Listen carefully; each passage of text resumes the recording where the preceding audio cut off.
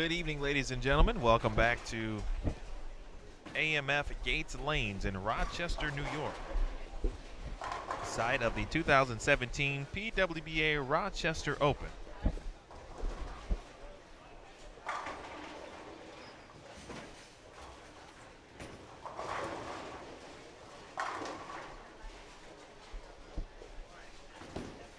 Nestled behind lanes 23, 24, 25, and 26. Emil Williams Jr. here with you as we begin our round 2 coverage with the tournament leader after 6 games of qualifying, Kristina Zerbinski. The southpaw doing work.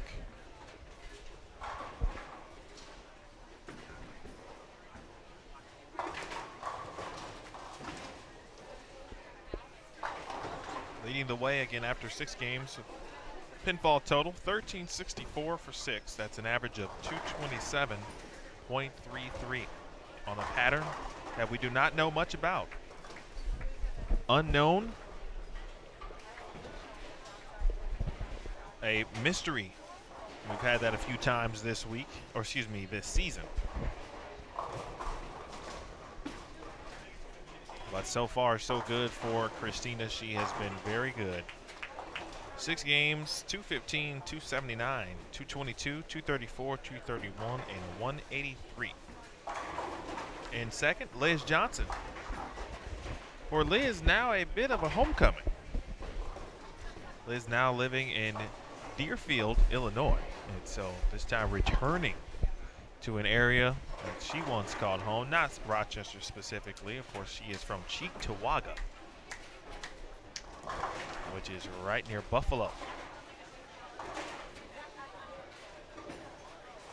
An hour or so west from our location here at AMF Gates Lanes.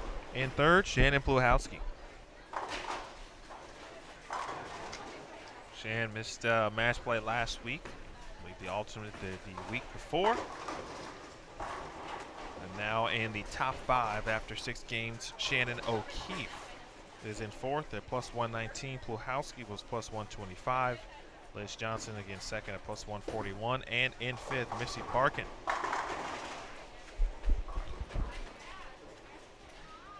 Missy at plus 93.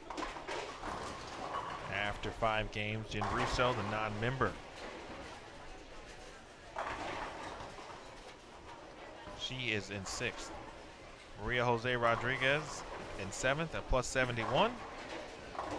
Jennifer Cutter from Rochester, New York, right here, plus 62. Jess Lesiganich in 9th at plus 48. And tied for 10th, Camilla Dahmers and Clara Guerrero at plus 45. 32nd after 6 games. It's minus 24. It's Kayla Bandy.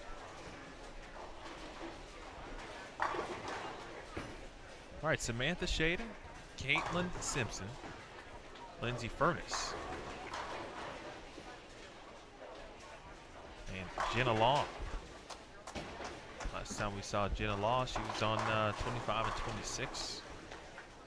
Doing some work, having a couple strings. 25, 26 right now, at least Bolton. Casey Landers, Kayla Bandy, and Kristina Zerbinski.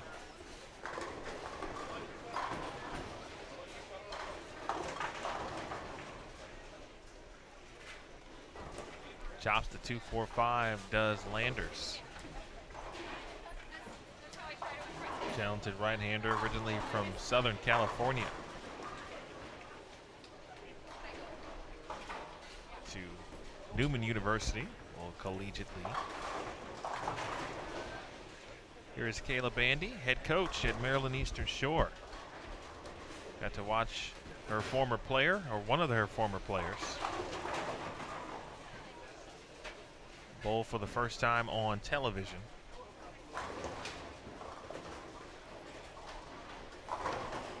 This past week at the Pepsi PWBA Lincoln Open.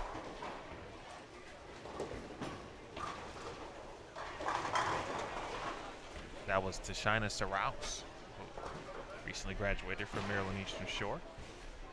Kayla herself a standout collegiate player at Pikeville. She is in the Pikeville Athletics Hall of Fame.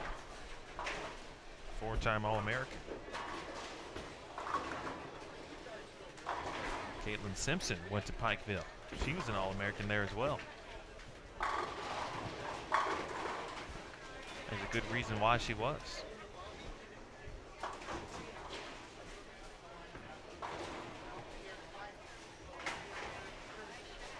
Lindsey Furness, formerly Lindsey Coolis, went to Morehead State, then Central Florida.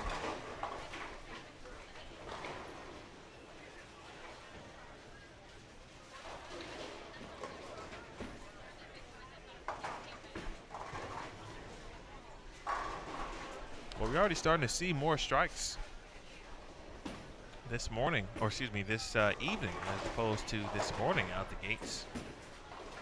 We'll see what happens in game 2 and 3. The lanes begin to have some significant transition. Game 6, we saw a lot of high scores. Sarah Germano at the front 10. And a 9-pin stopped the end at perfection there.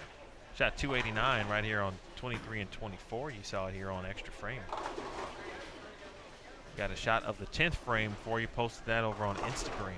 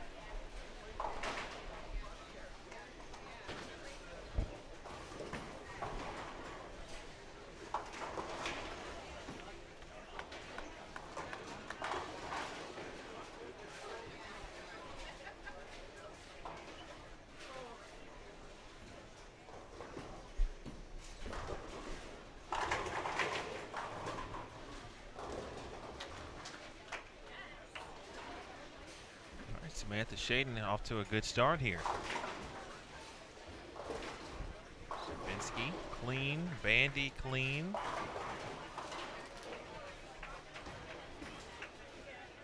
All right, 7-pin for Zerbinski.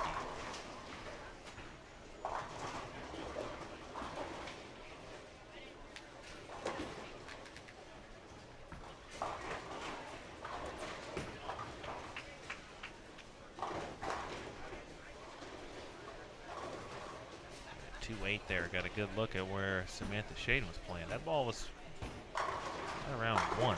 Good shot from Landers.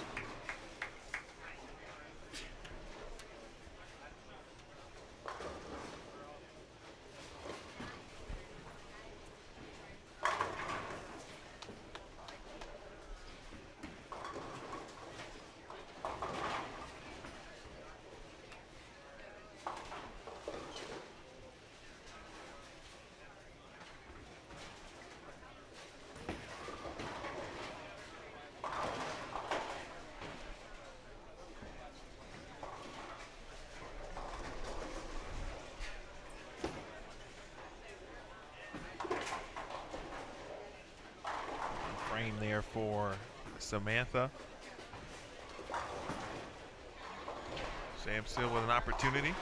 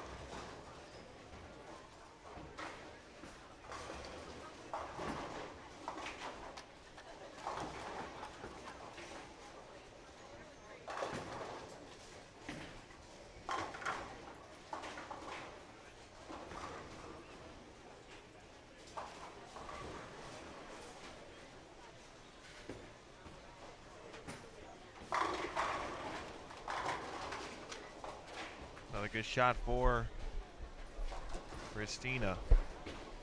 That's been the norm for her this week. I should say today. It's a good thing for her. She's got the right matchup, right ball. Ball going through the pins the right way. Made all of the right ball choices. And it hasn't really, from what I can tell, has had a bad game so far.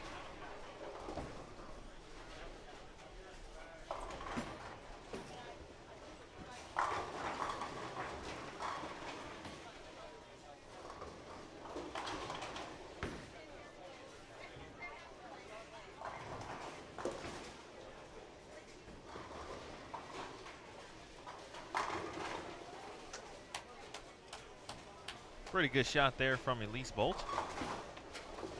Elise trying to make some things happen here on the PWBA Tour. Former Nebraska player, All-American.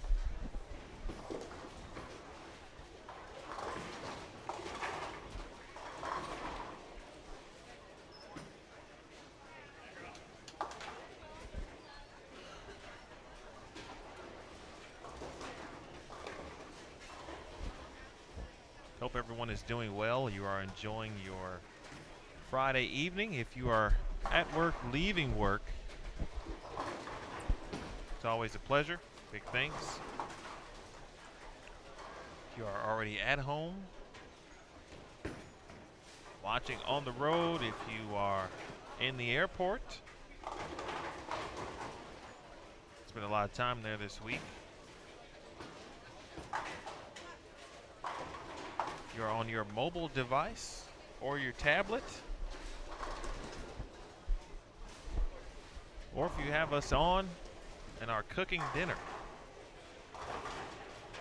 we appreciate it. If you're cooking dinner, go ahead and set maybe an extra setting aside. Be happy to assist.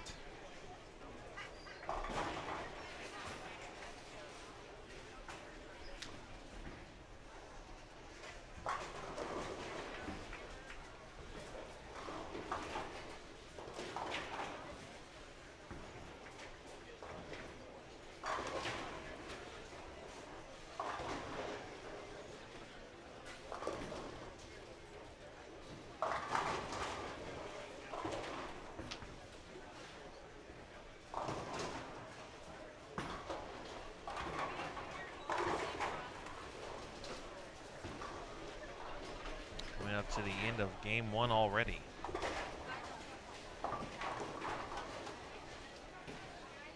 See where we are in Facebook world. Big thanks to all who commented, followed, liked, etc. Our earlier post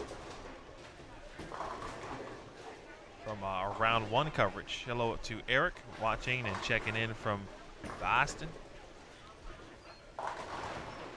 Probably a poor effort, Eric. I could probably do better for you. Or I could just probably listen to you at some point. Hello to Judy. She always watching as well. Pretty cool cool story up on our PWBA Facebook page as well. Not necessarily a story, but more of a nice caption, essentially, of a nice photograph of 4 generations here. Jackie Malone. Mentioned Jackie a little bit earlier. She bowled last year. She's bowling this year, of course. Her family is here watching, and they represent 4 generations of bowlers who have bowled in leagues here, not only at AMF Gates Lanes, but the Rochester area. So that's a pretty cool local family entity there. So we appreciate that. Appreciate them sharing it.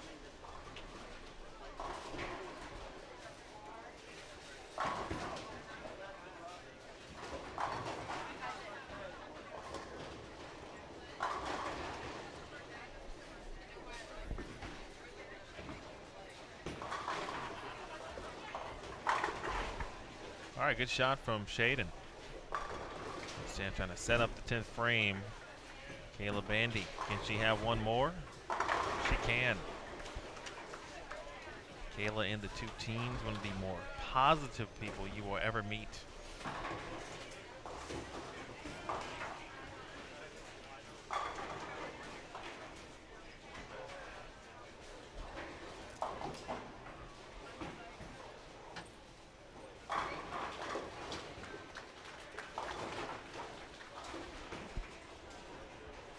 Jody Wessner in the 240s. Compared to our right, Brittany Ferrara. She's got 3 in a row. Stepping up in the 10th frame. First one in the 10th, flat 10. Jackie Reese.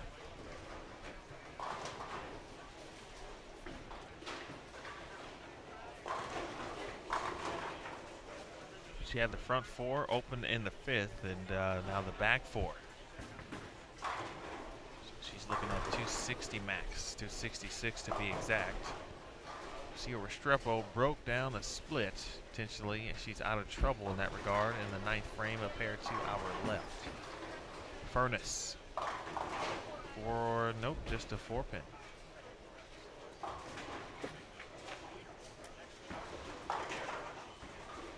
All right, Bolden with the 245 conversion.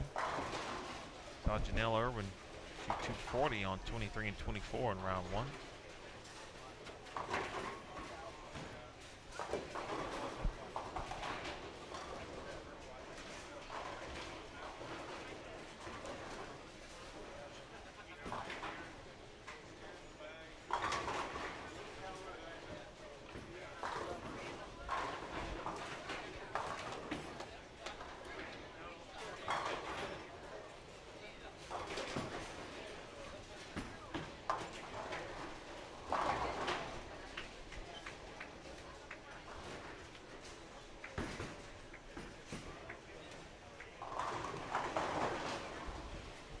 Nice game from Elise Bolton, 204.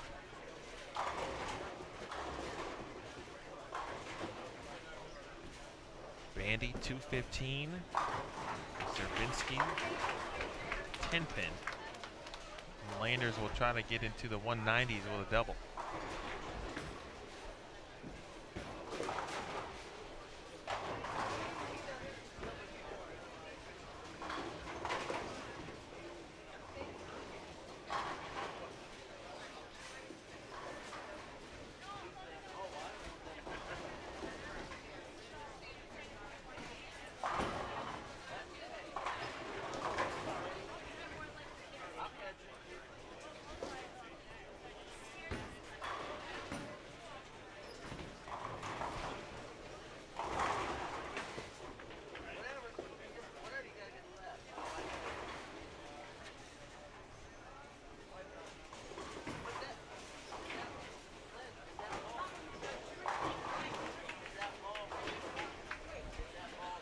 Field shot for Christina.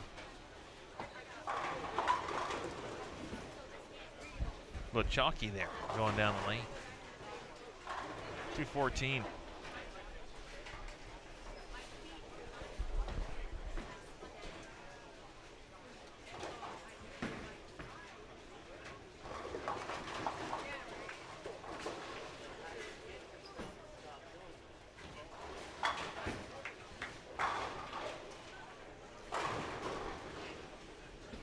Reese did strike, first shot in the 10th. Looks like she left a 9-pin. She can shoot 255. See where Jackie Reese is. We were talking about her early in round number 1.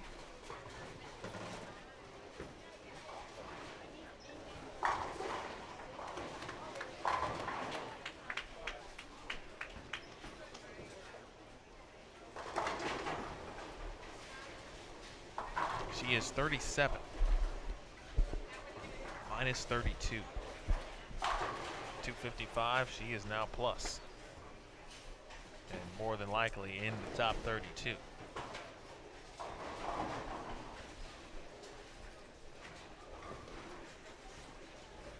$184 for Casey Landers, 204 for Elise Bolton, 215 for Kayla Bandy, 214 for Christina Zerbinski.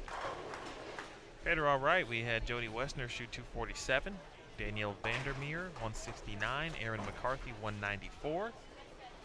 Janelle Irwin, 174.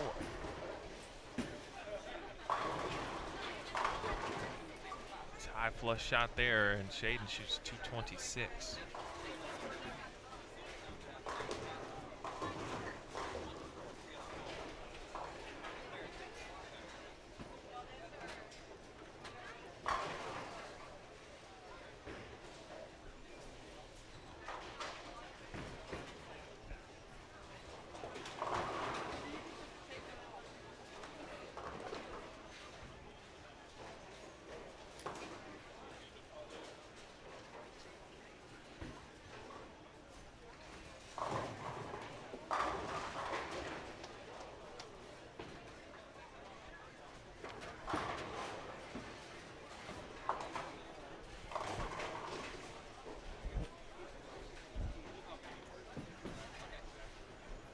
Strepo shoots 213 to our left.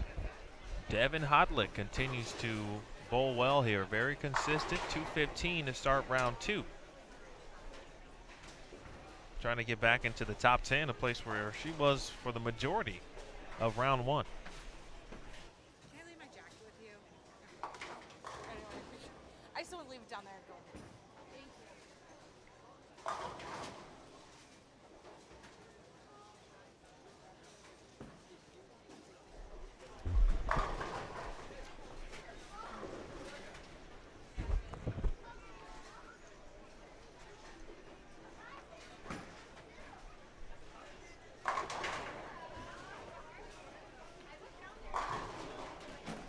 178 for Verity Crawley, 196 for Felicia Wong.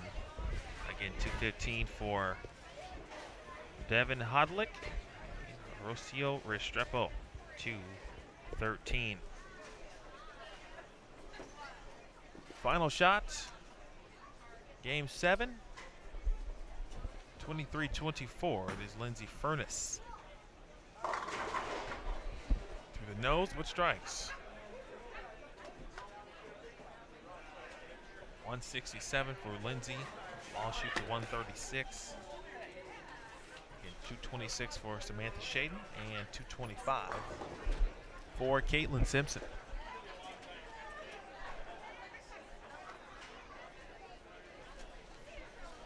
All right, players making their way.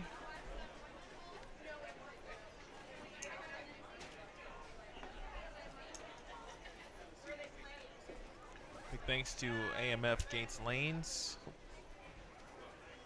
For their hospitality. And, of course, hosting.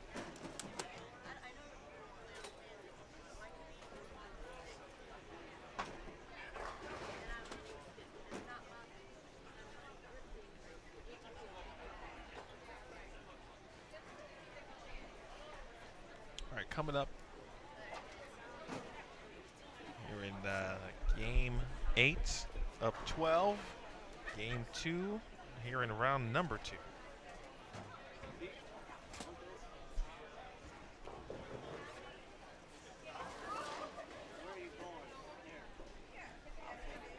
We'll have Sandra Gungora. Talked about Jackie Malone, Alicia Current, and Brandy Branca. We'll have Heather DeRico, Summer Jasmine, Brianna Amadon, and Shannon O'Keefe.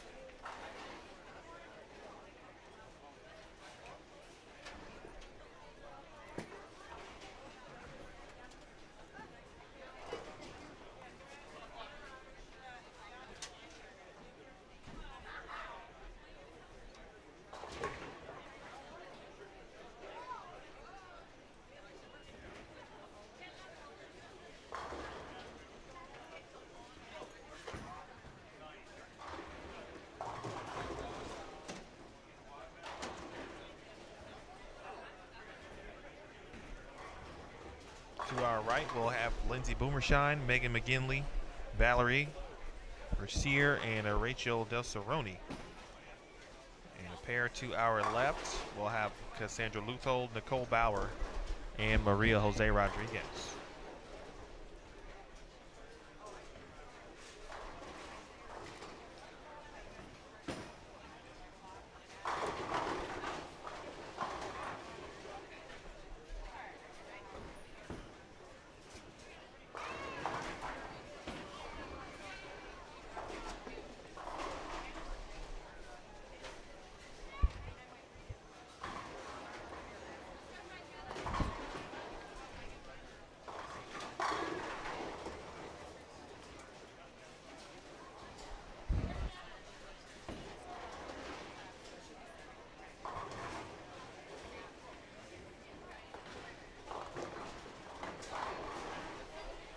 Looking ahead, a couple players we haven't seen today.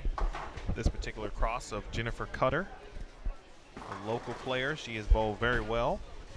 Get a chance to see her on the featured pair. Amber Vega, young rookie on the PWBA Tour. Brooke Bauer and Michelle Sterner from Niagara Falls, New York. They'll be on game 3 on one of our pairs,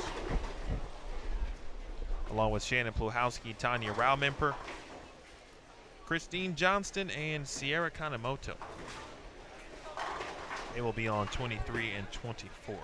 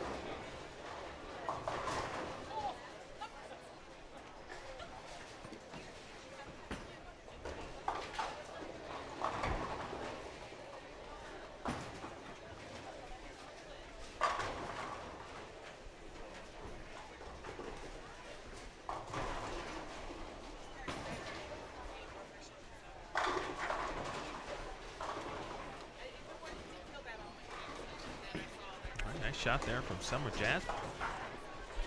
Double O'Keefe already with 3 in a row. Randy Branca, late little love tap there on the 7-pin. Braden's going to head out to Junior Gold. Should be there next week. Doing a little recruiting. A lot of players actually that are coaches, of course. Shannon O'Keefe, Brian O'Keefe will be there.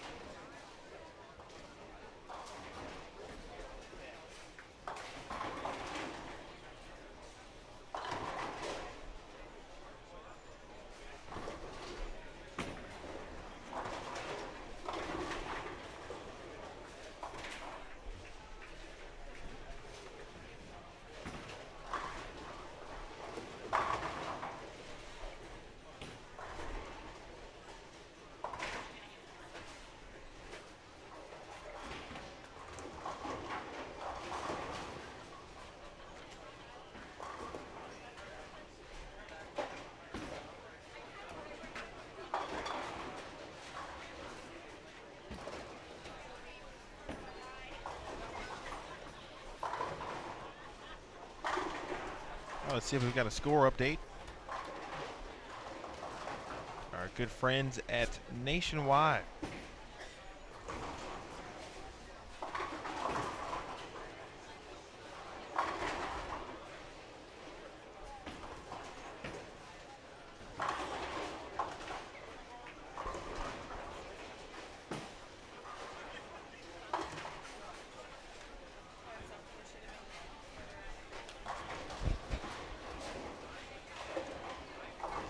Four in a row. Malone on a double. Gongora looking for a double. Current trying to strike past this open here, and looks very similar to what's happened on lane 24, except for the lead.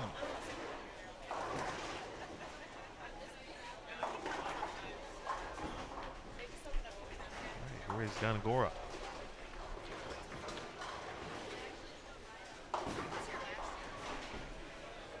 The ball did probably hit the same spot that Alicia Curran's ball hit.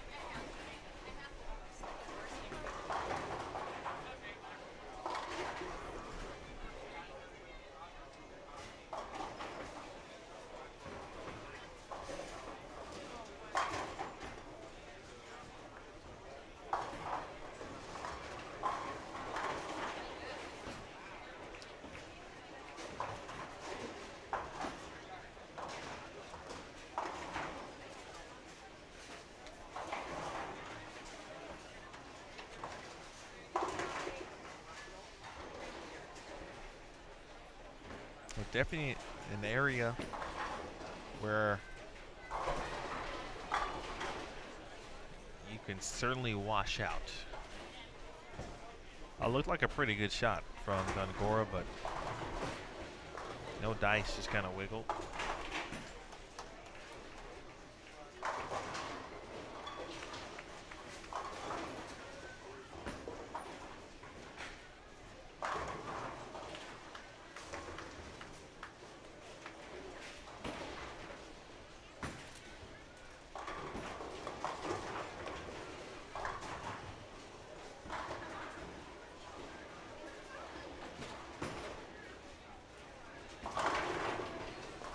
Summer Jasmine lofting the cap there, but the right cap.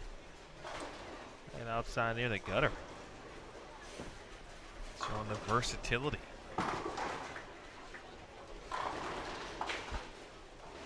Strike there for Brandy Branca.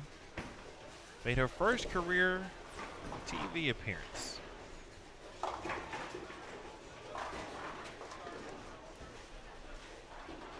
First event of the season. At this point, it seems like a long time ago, way back in late April. Cubica AMF PWBA Sonoma County Open.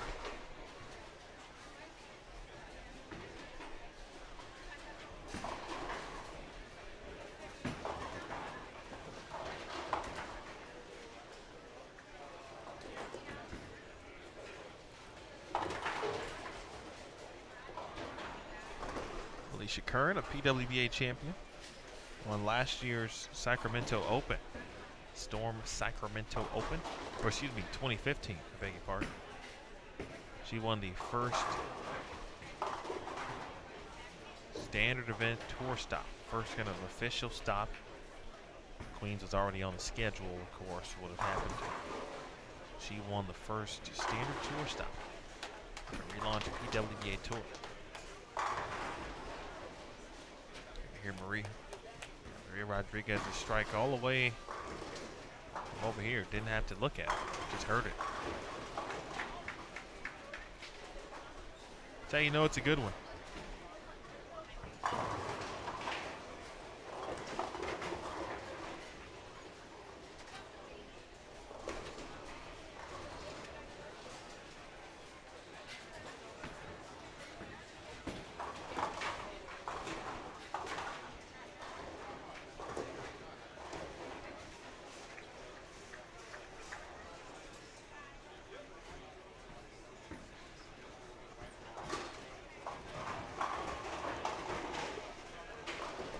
Couple of shots that look like they have read just a hair early from O'Keefe.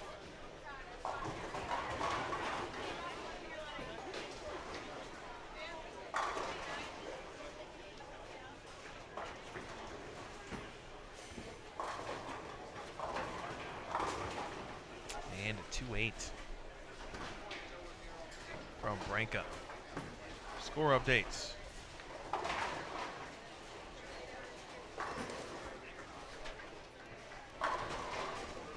By Nationwide Insurance. Nationwide certainly is on your side. We've got a little closeness going on. It might be the battle of the lefties on who will lead after qualifying tonight. It could be Christina Zerbinski or it could be Shannon Pluhowski. Zerbinski still in the lead in first, plus 178. Pluhowski is in second at plus 172. Jennifer Russo is now in third at plus 122. Todd Strauss is picked there. You mentioned her earlier. Well, Todd, if you're watching, it is certainly going well for Jen Russo. How about some help for Summer Jasmine?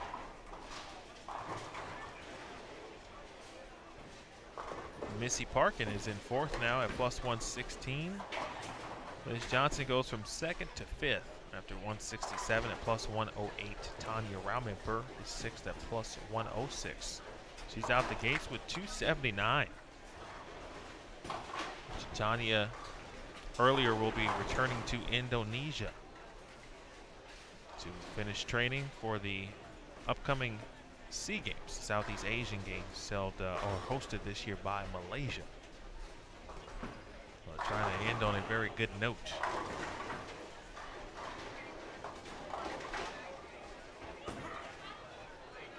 Shannon O'Keefe is in seventh at plus 96. Jennifer Cutter is eighth at plus 87.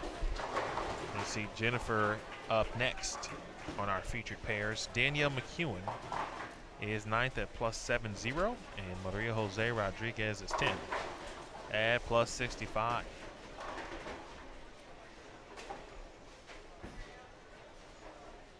(32nd), Josie Barnes. Josie finished 24th, or excuse me, qualified 32nd for the Cashers round last week and then went bonkers in the Cashers round and qualified for match play in 8th place. So it can happen.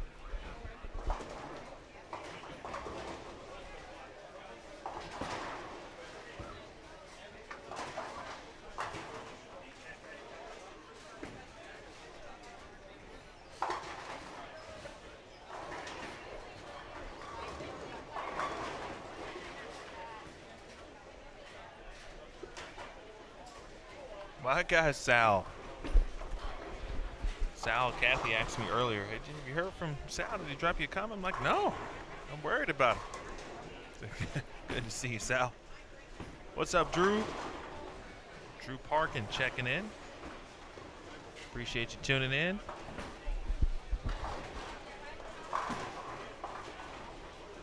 Hope BP is doing well. That's what I ask Missy all the time.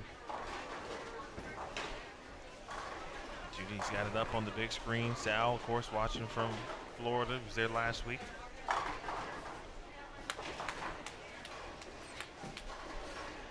All right, Chelsea. Well, as of right now, Stephanie Sheridan is 33rd. After 7 games.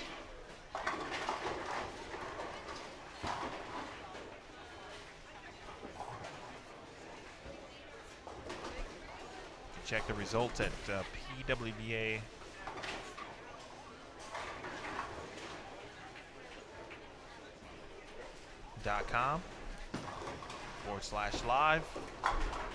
Head on over to PWBA.com. As soon as you hit the home page, you'll be greeted with a slide banner that will alert you to click on the coverage or click here for coverage and results. But I'll go ahead and shoot you a link.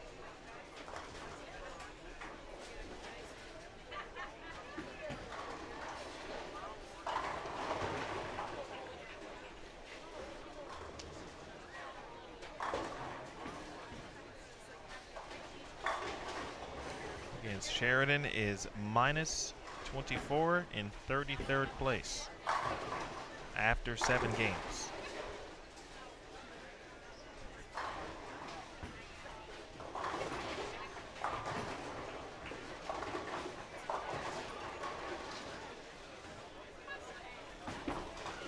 PWBA.com also very mobile as well, so you can check it out, desktop, laptop, or your mobile device.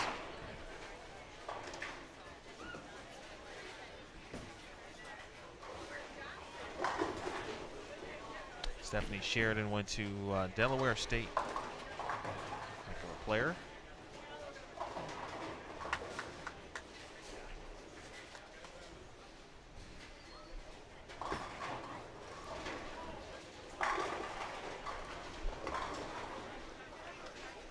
Good shot there from Jackie Malone in the 7th frame. Rick, how are you doing, sir? Greetings from Des Moines. Just got home from work at the Pro Shop. Appreciate all you do for bowling, Rick. Hope you drilled up a couple bowling balls today, made some dust, as folks say in Pro Shop biz. Drilled a couple balls.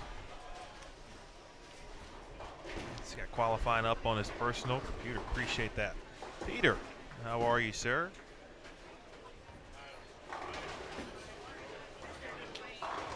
Watching from Fresno, Cali. Well, the weather, when we talk to Peter, is generally warm. Hey, Jim. Was able to listen to the broadcast syncing his phone with his vehicle. That's a good idea, Jim. Of course, safety is important.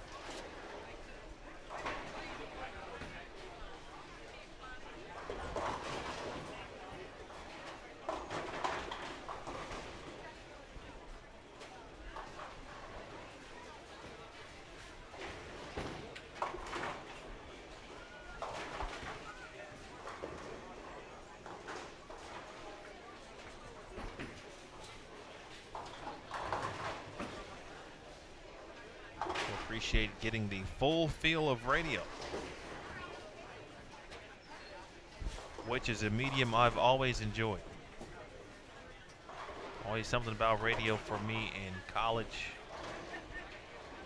Being able to call a game on the radio and to describe the action for those who cannot see it.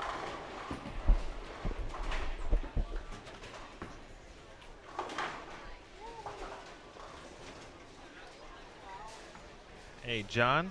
Yeah, I don't doubt it. I need to work on that pronunciation, John. No doubt about it. Bowl with softball-sized rock and leave the deadwood on the deck. How about that? Okay, John. Boston's on my list. I'd like to check things out. I'm a sports guy, so Boston in every facet would definitely be a cool thing for me to see. Of course, from the city, but the respective teams. All right, DeRico, get some love.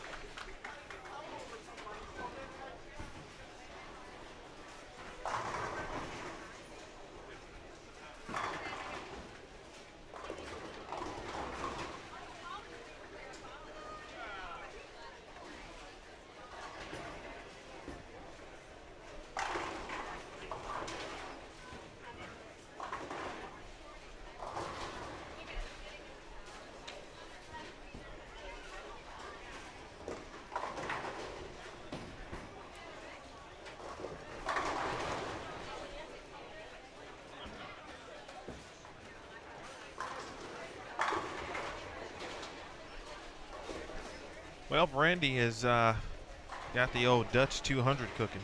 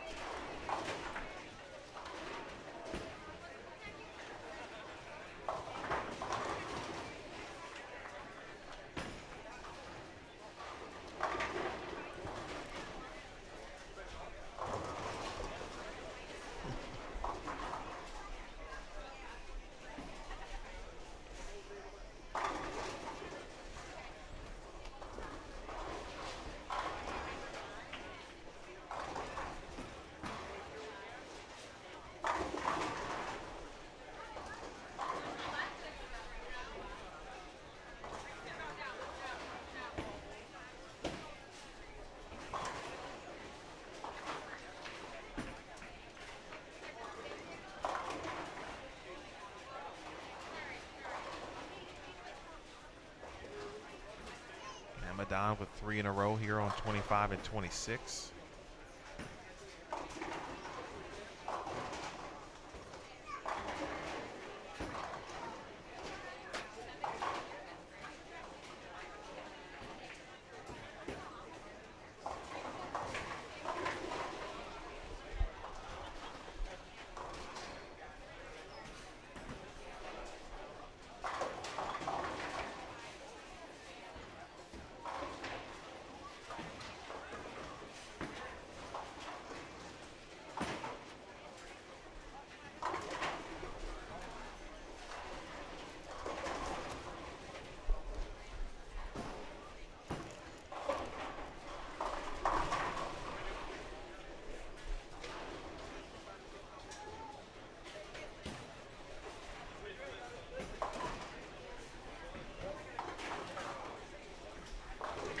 All right, good shot at it there from DeRico. Her mom is in attendance. Of course, they are local from Rochester.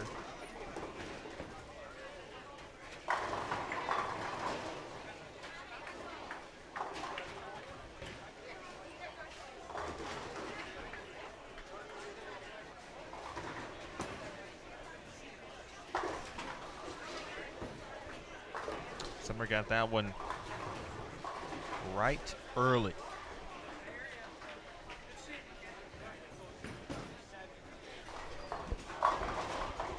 Hi, Crystal. At this moment, I realized that that you bowled last week. I didn't. I'm sorry. That probably was Bob sitting there too, clapping. That makes sense now. Well, thanks for watching, Crystal. Hopefully you can come back out at some point. Season's almost over now, of course, but just go ahead and make some plans for next year. We'll be back in St. Pete. We'll be back at Boardwalk Bowl as well. It will be for the Players' Championship. Be a new venue for that event.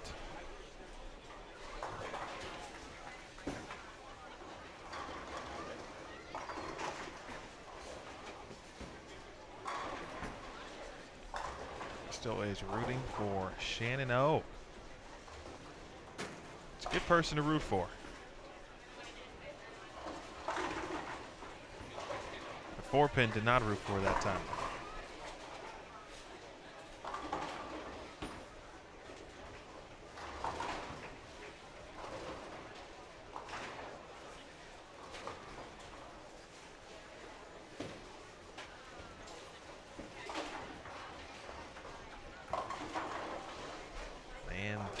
Church for Branca. It's been clean, working on the Dutch 200.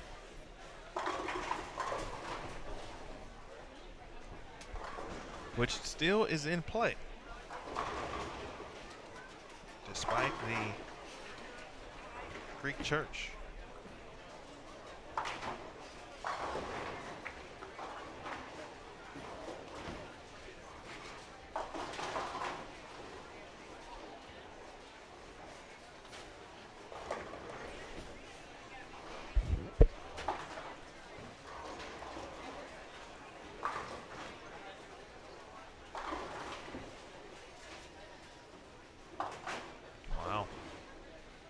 I've done that. I have done that. To chop that like that, I've done it. Open frame for Brandy. Max score now 194.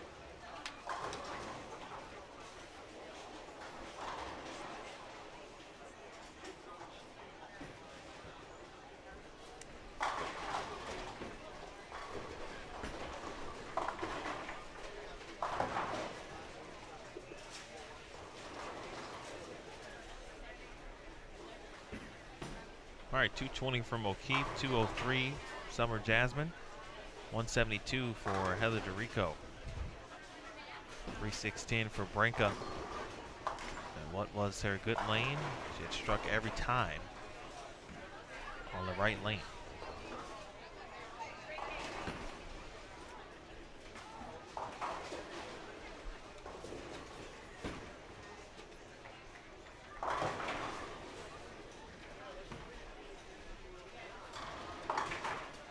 Spare.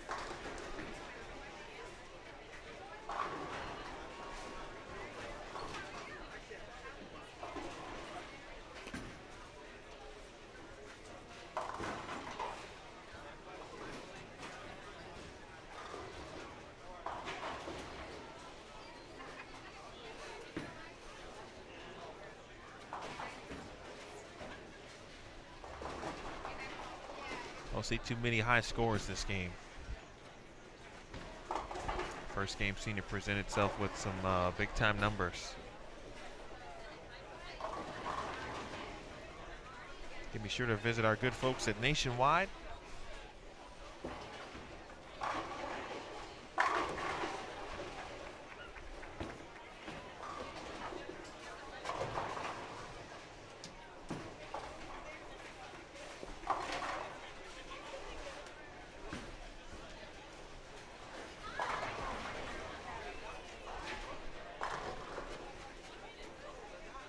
here on site. If you can be. If not, of course, check them out online.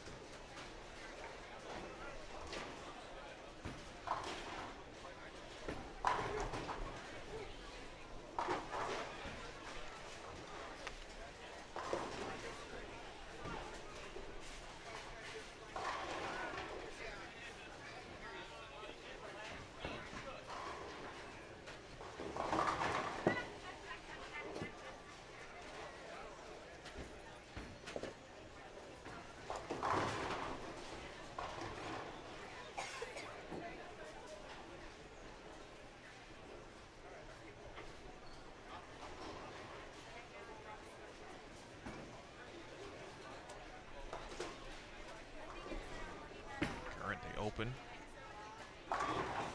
158 on Gora.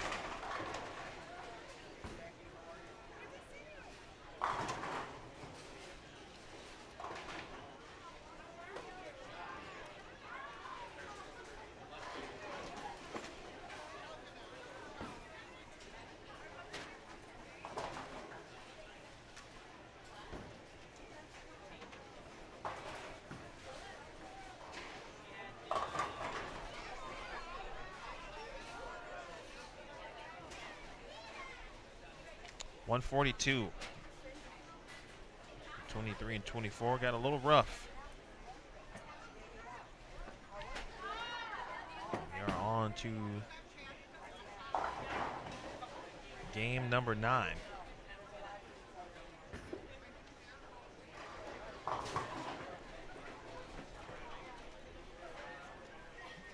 So we'll take a very brief break.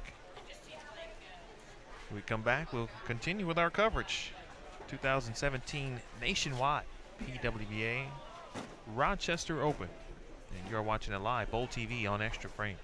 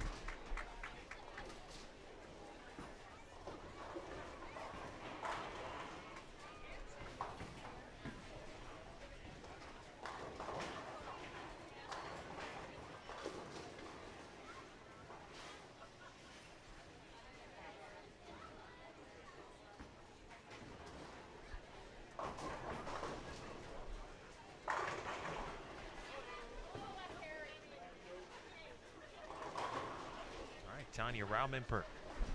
Nice shot.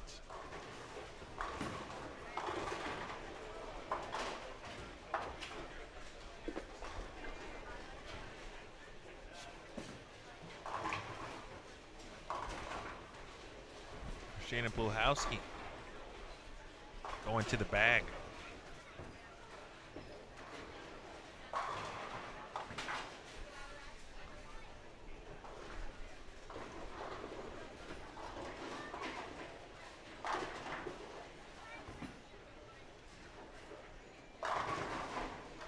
She's going to nestle up against the ball return.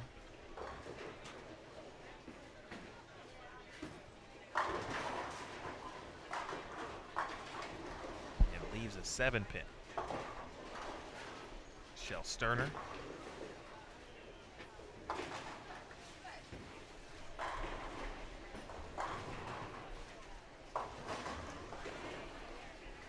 Takes care of the spare. Christine Johnston.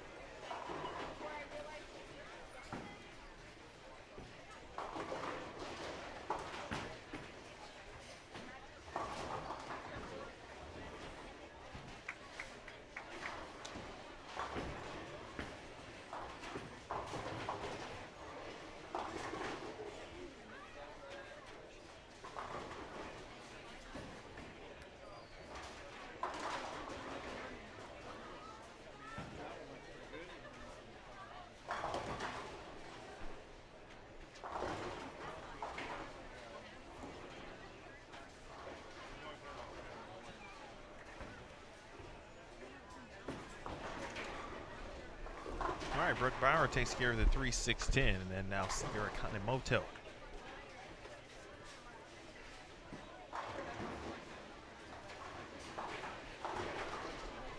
Gonna need some help, just as that's what I was thinking.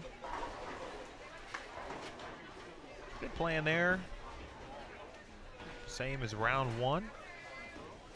The later portion of the block, I believe she was on 25 and 26.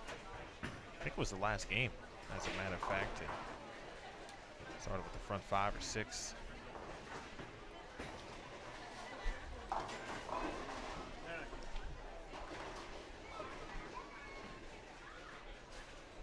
Amber Vega seeing the group on 25 and 26 for the first time.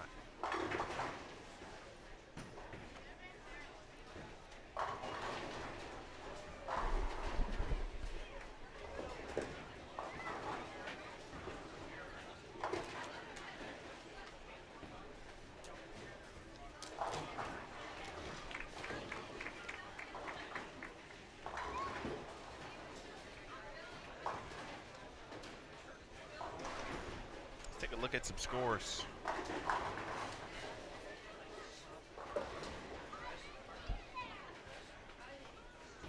Scores after 8 games. Bulhowski has now flip-flopped with Christina Zerbinski. Bulhowski now in the lead at plus 150. Zerbinski in second at plus 142. Missy Parkin now moving to third at plus 141. Shannon O'Keefe in fourth at plus 116. Jen Russo in fifth at plus 104. Liz Johnson is sixth at plus 97. Jennifer Cutter is in seventh at plus 87. Camilla Dahmers in eighth at plus 80. Ninth, or tied for ninth, excuse me, Tanya Raumimper and Clara Guerrero, plus 77. Danielle McEwen tied with Maria Jose Rodriguez for 11th at plus 58. Kelly Kulik, plus 46, and 13th. Sarah Germano utilized that 289 game in game 6, round 1. It's gone 200, 199. Just giving one pin back to the field. She's in 14th, plus 40. Jackie Reese tied for 15th with Jürgen Poplar, plus 29. In 17th, there's a tie there. Caitlin Simpson and Jessica Lesiganich. Jess is going 183, 185. Caitlin Simpson 225, 173 here in round number 2. They are tied at plus 16. Kayla Bandy, plus 13 in 19th. Stephanie Sheridan in 20th at plus 12. Sierra Kanemoto, 21st at plus 11. Valerie Bercier in 22nd at plus 4. Devin Hodlick. Most struggles of the day in game number 8. Shot 145 down to plus 3. And 23rd, Cassandra Luthold in 24th. She is even. 32nd currently minus 26th to tie. Nicole Trudell and Nicole Parkhurst.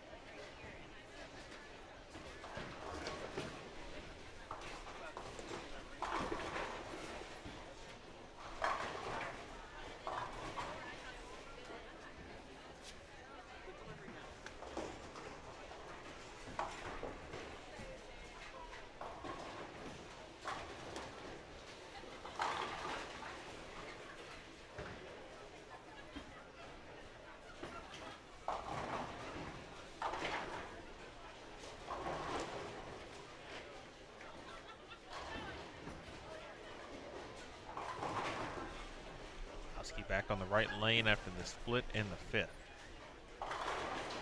Different ball this time on this lane as well. Shannon.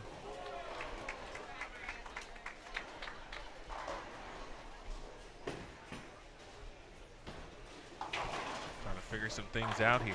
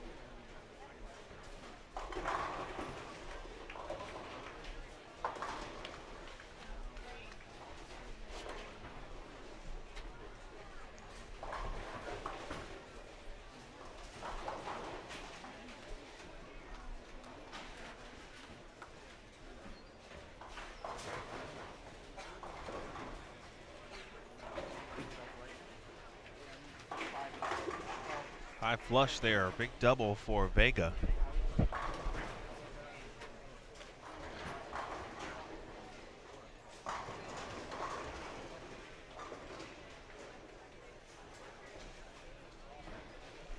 followed a couple events, especially Sacramento from last year pretty well.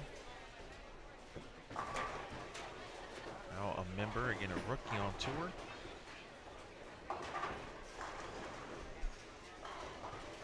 See Jennifer Cutter step up again from Rochester.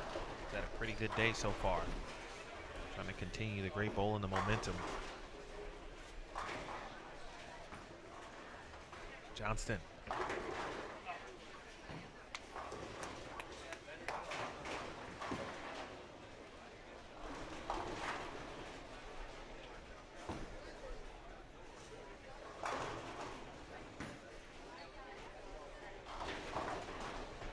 All right, Puhalski up on the left lane. Trying to work through it here. For ball. It's a break going Brooklyn.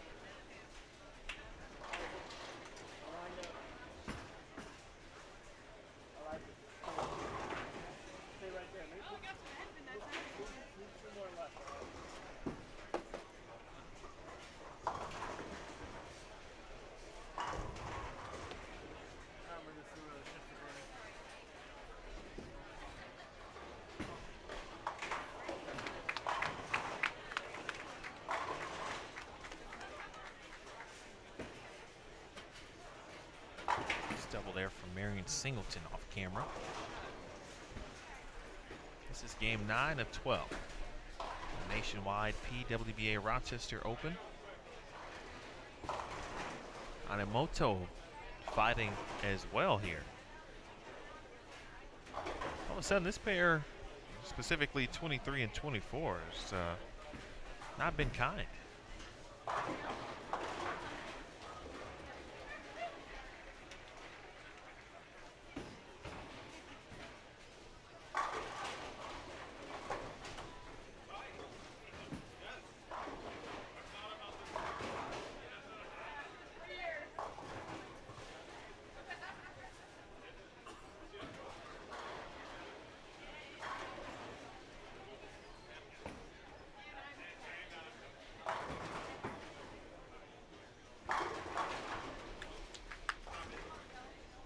Tanya already with 270 plus this round.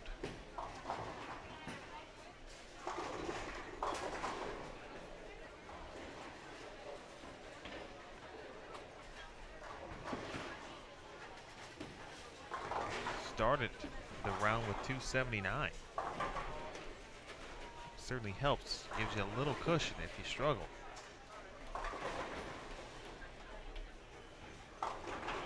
Shannon O'Keefe about 5 pairs away from us. See the patented fist pump from here. Wowski trying to get to the 1-2.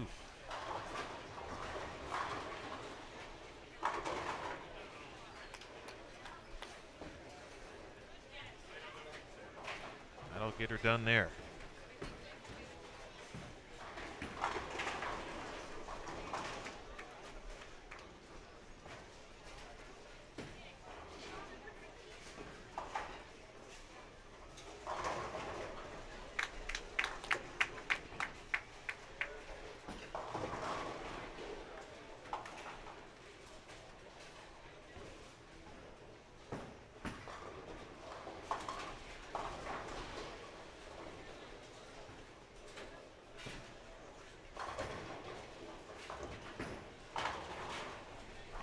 Ramirez to our right, striking in the 8th frame, Caitlin Carl.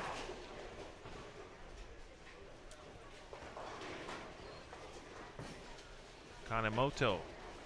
Carl left a 10 pin to our left. And now a 3-10 for Sierra.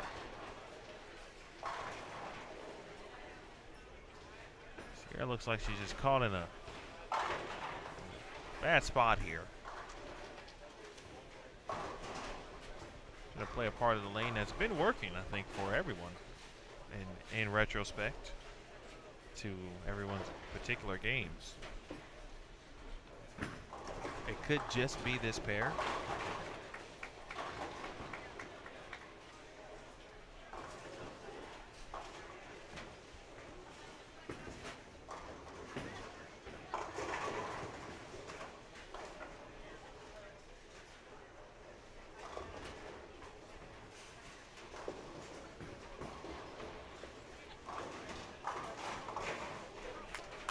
good conversion. It gives her an opportunity at 180. Had to do some work for it, though, in the 10th frame.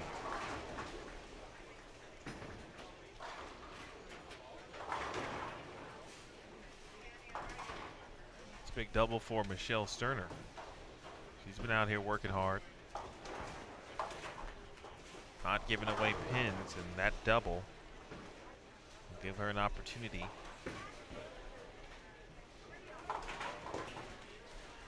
to at least get to 2-0. At least with a mark in the 10th. Specifically a spare. If she strikes, she'll get to the 2 teens. Of course, she'll need a double to get to the 220s.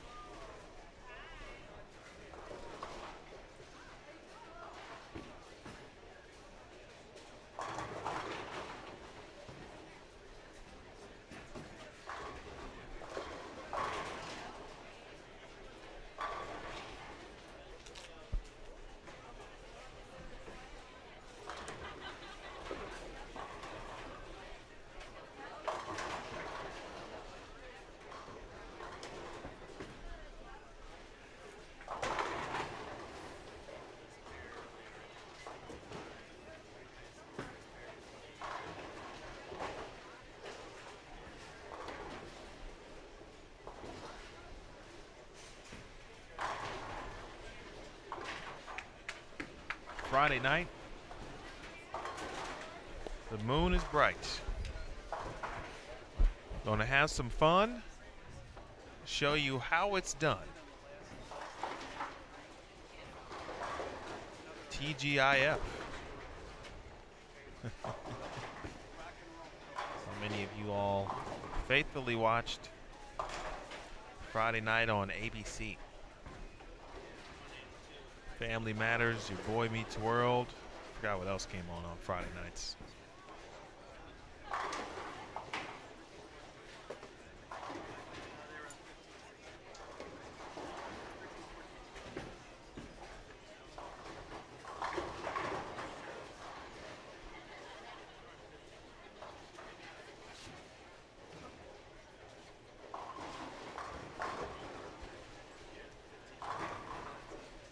Hello, Deborah. Shot there from Tanya. Deborah says, go Shannon Puhowski.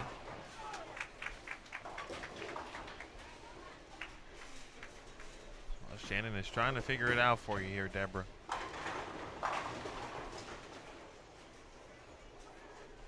So is Sierra. Big 10th frame here for her.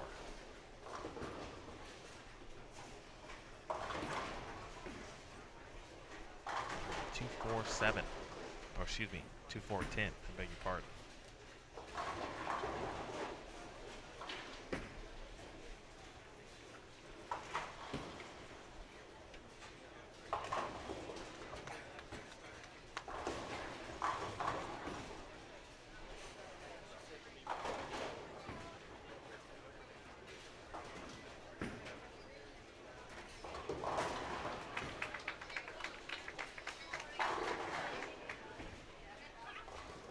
Boy, Tanya has got the recipe just in between first and second arrow.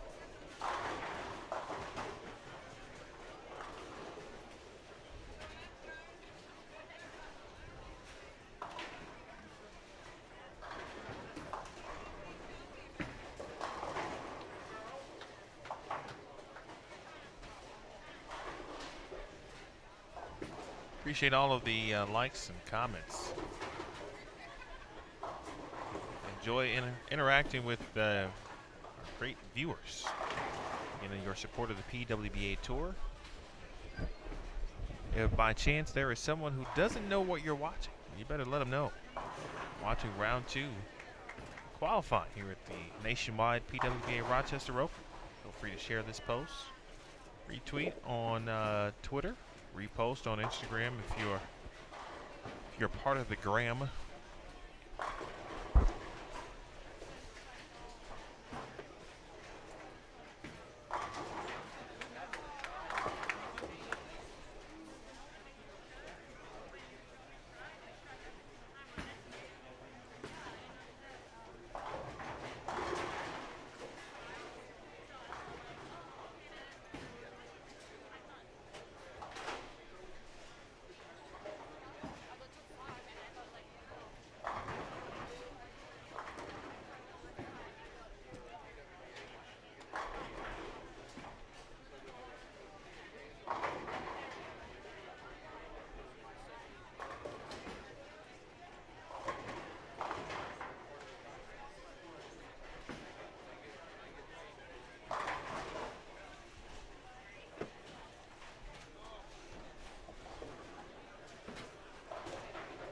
173 for Tanya.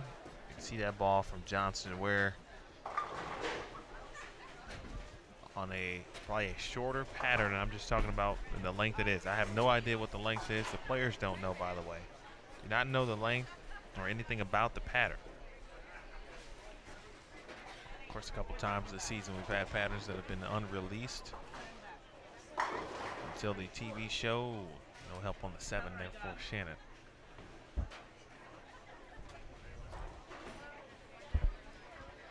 But Johnson's ball, where maybe it's just literally a couple feet shorter than what it currently is, that's a strike. And that ball got to the end of the pattern and kind of began to back up.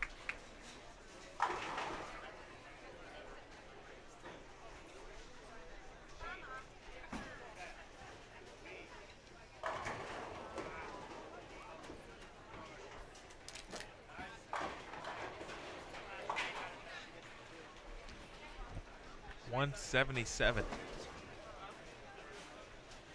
Puhalski.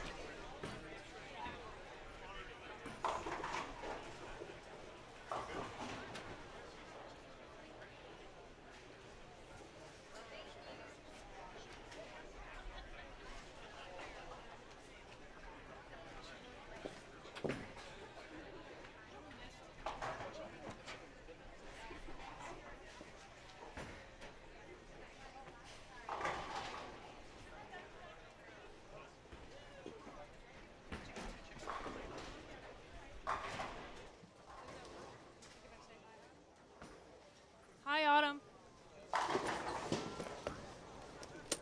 One more time. Hi, Autumn.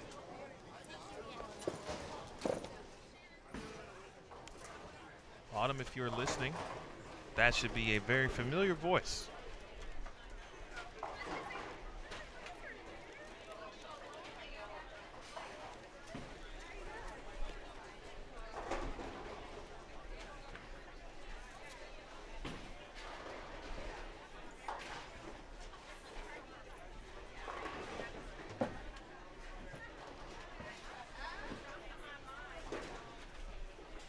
.162 for Sierra Kanemoto.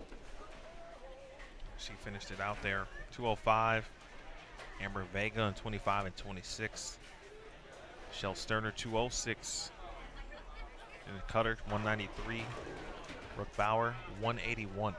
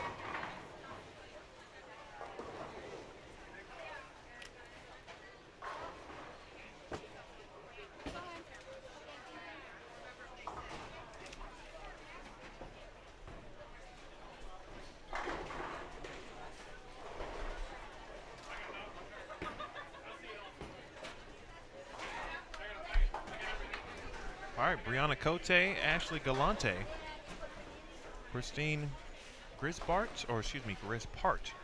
Hi, Stephanie. And hello to Stephanie, if you didn't hear that, from Shannon Puhalski.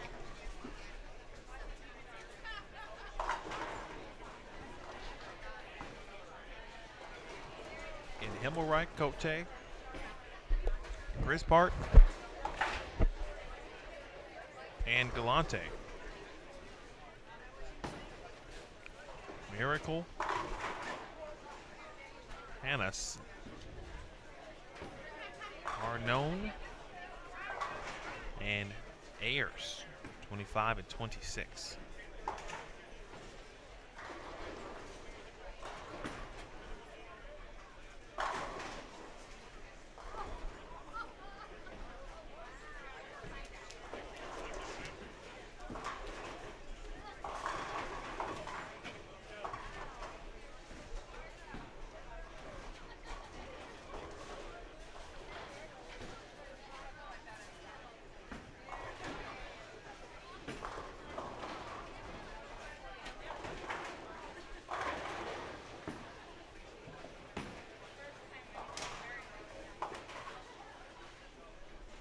Pocket spare there for Wrist Park to start with.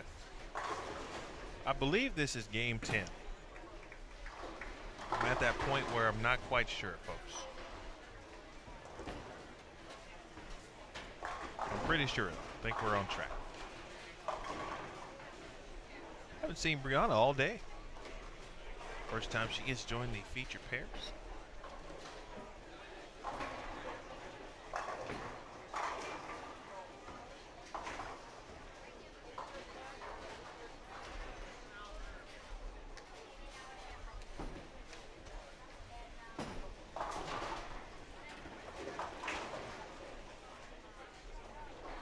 To our left, Missy Parkin, Shannon Sellens, Amanda Fry, and Chelsea Gilliam. Himmelreich out with an early double. Brittany just missed match play last week in St. Pete. Victoria Miracle, local player.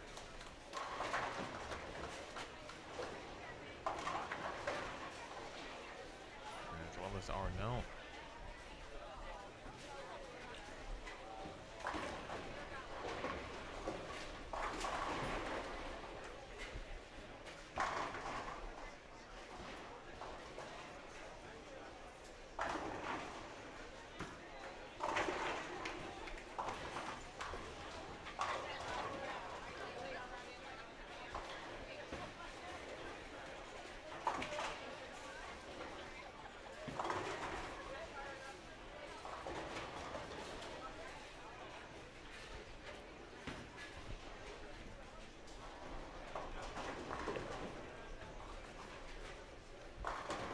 McLean mentioned earlier when Miranda was on our featured pairs. She had won the Canadian World Cup.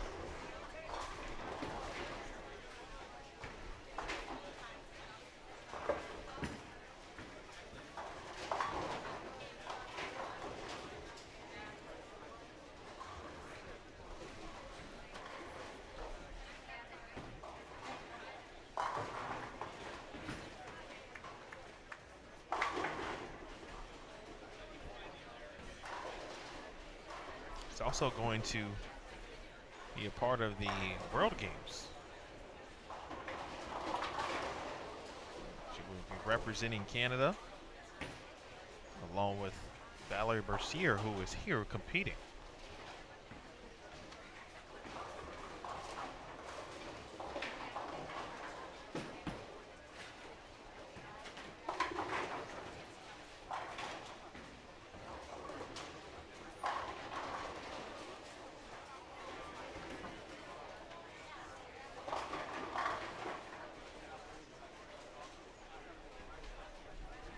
Talented young player. Perfect game. Bowling. Some championships. Canada. First player to do that.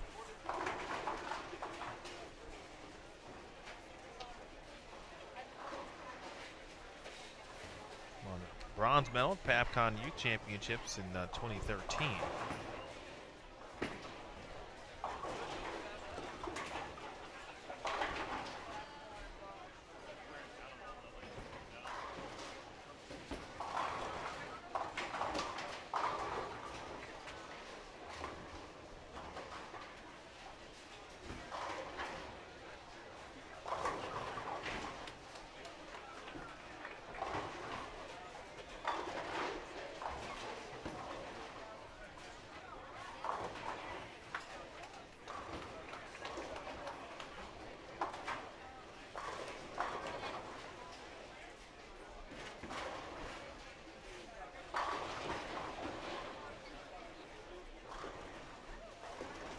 Here is Miranda. Spare strike to start. You see Parkin over there making splits. And a big four.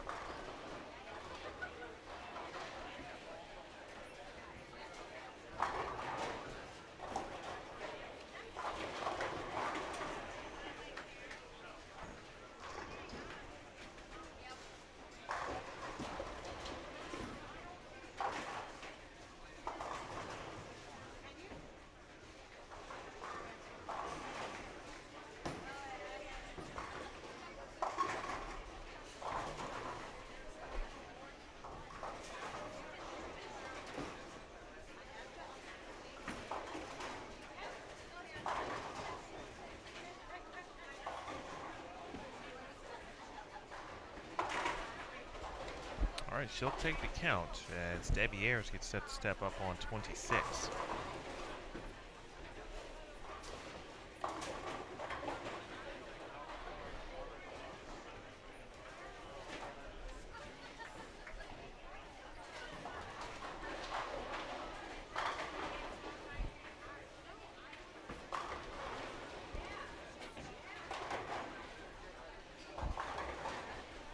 Just my second time ever in New York, which is actually very disappointing. You know what my first time was? Just take a wild guess. You guys know.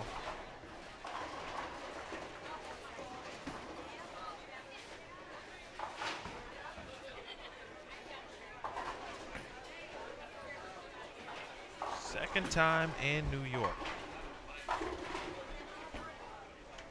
Where was the first time? Hello, KC.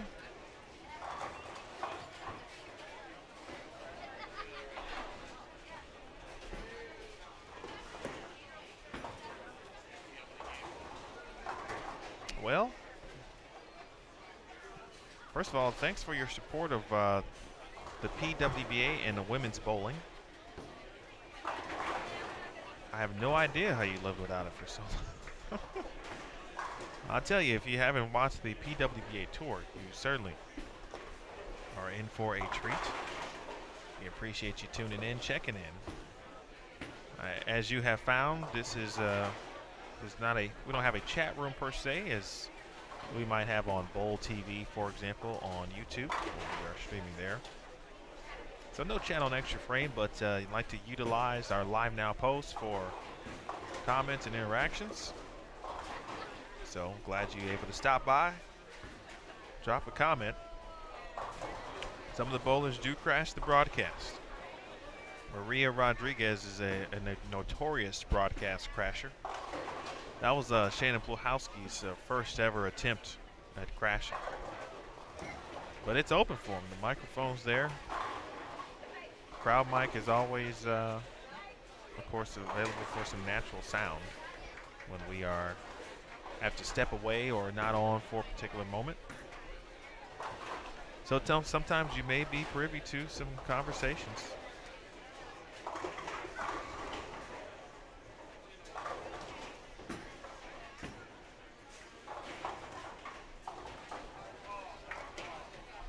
Jim, you're definitely right.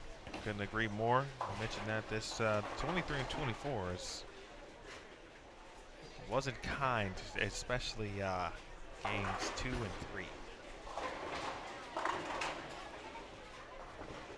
Maybe Ashley Galante can change that. He's trying to be the second player on this pair to double here through 4 frames.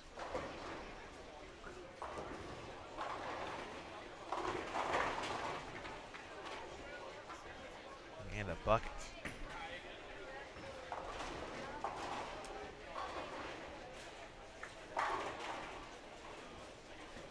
All right, Shannon Pluhowski went to another pair and got back on it. Double, spare, and a strike in the 4th frame.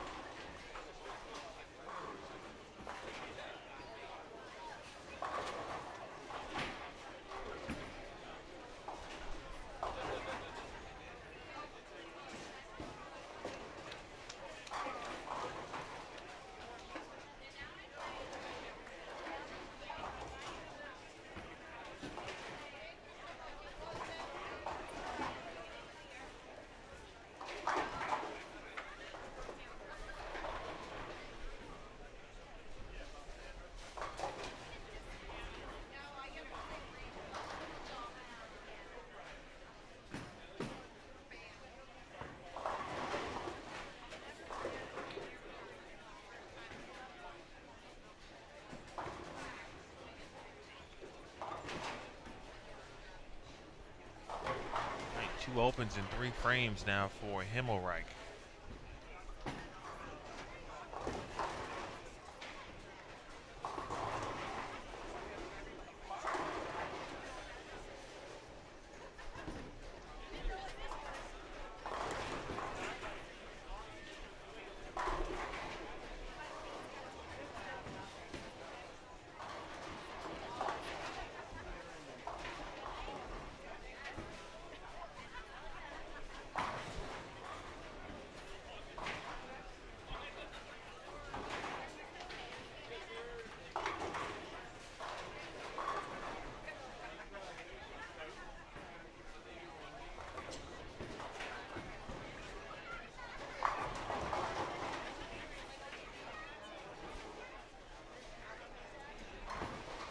right, it's time for a score update. Talk more about New York here in a second. After 9 games, Zerbinski back on top of the leaderboard, plus 158. Missy Parkin in second, plus 151. Shannon Pluhowski is third at plus 127. Clara Guerrero is fourth at plus 126. Shannon O'Keefe is fifth at plus 110. And Jen Russo in sixth at plus 102. She's had a really good day of bowling so far. Seventh is Liz Johnson at plus 96. Eighth, Jen Cutter from Rochester, New York, of course. Plus 80, Danielle McEwen is ninth at plus 79. Camilla Dahmers in 10th at plus 61.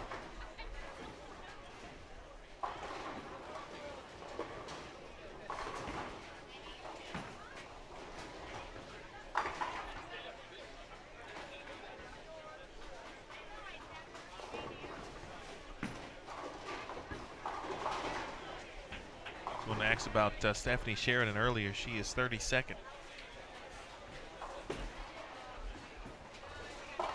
Minus 31. With 2.5 games left.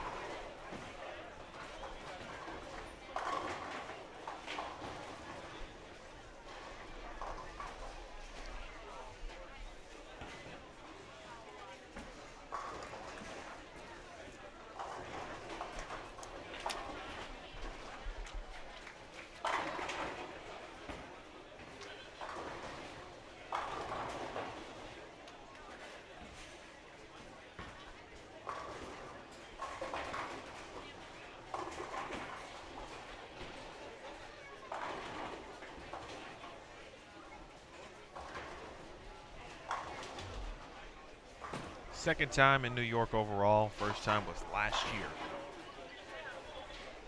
in Rochester. The defending champion of this event is back this week in Rochester, New York as well. Josie Ernest.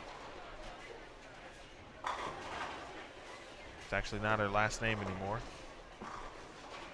She won as Josie Ernest, but now she is Josie Barnes and wants to win again.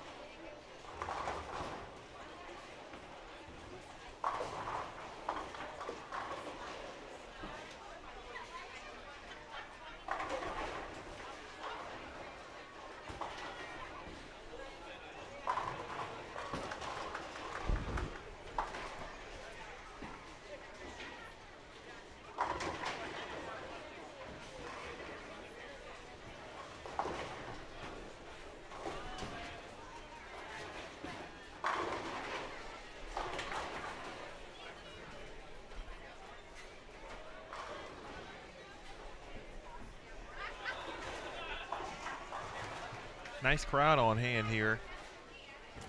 8 o'clock Eastern time here in Rochester, New York. Got some folks with some step ladders.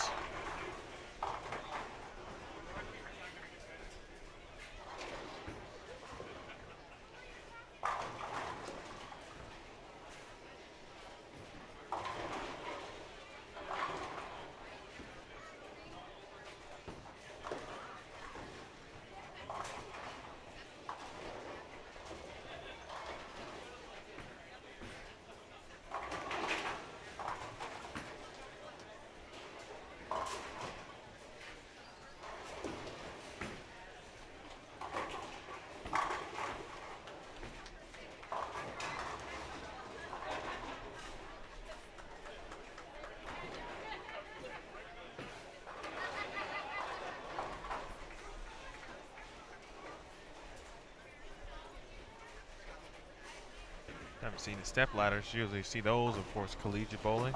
We'll certainly see some next week at Junior Gold.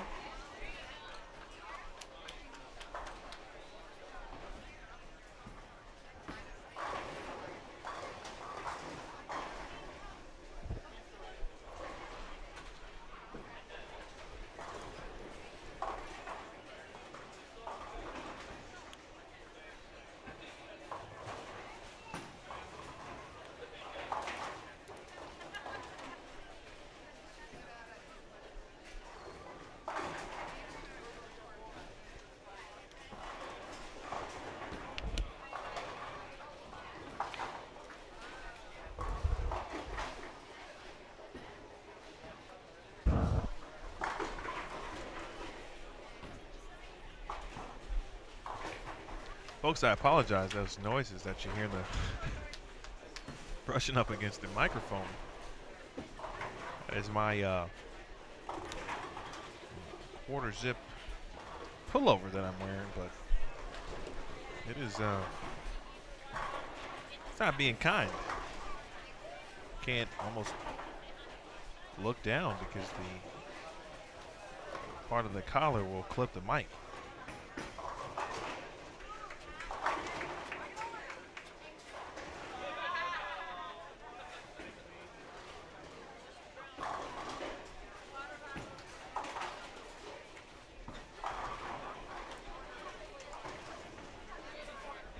USBC events,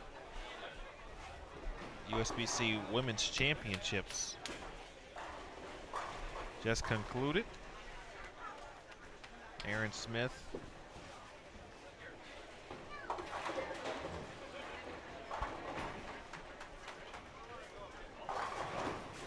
the relations staff, of course the tournament staff, did a great job taking care of things in Baton Rouge. Nice shot there from Galante.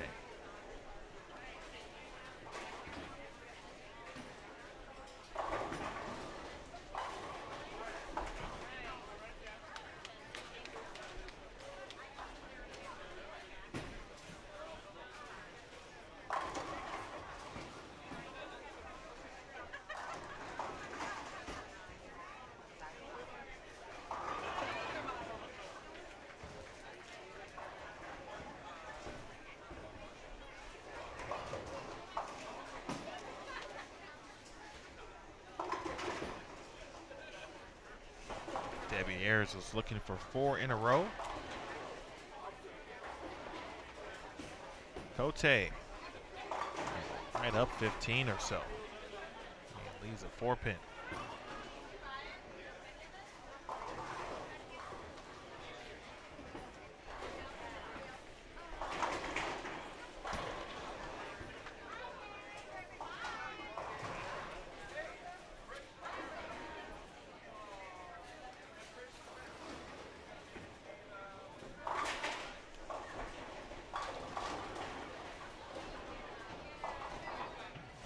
Hemorrhoid cannot break down. The rest of that split, the 2-pin just would not fall.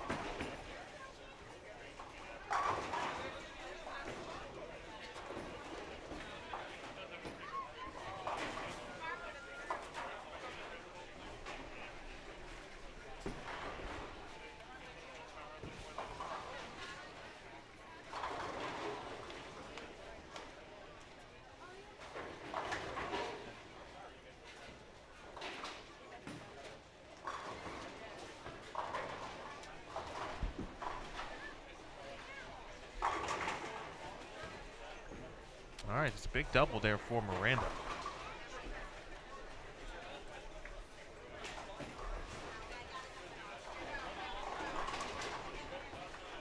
Coming up next on our featured pairs for game 11, we will have Bree McPherson, Melissa Van Dyke, both well at the USBC Women's Championships and the Queens. In May, Josie Barnes and Camilla Dahmers.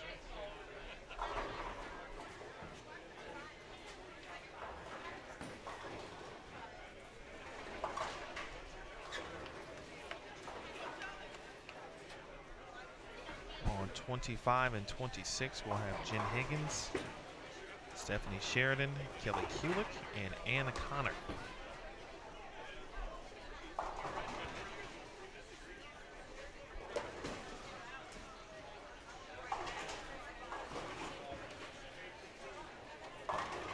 Oh, a nice break for Galante. She'll take it.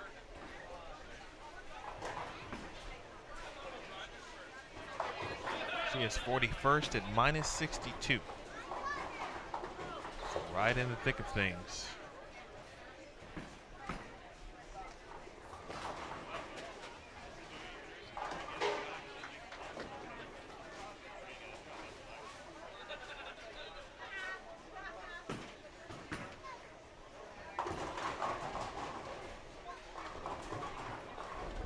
But a few players around that cut number who, I should say several, who will have a chance.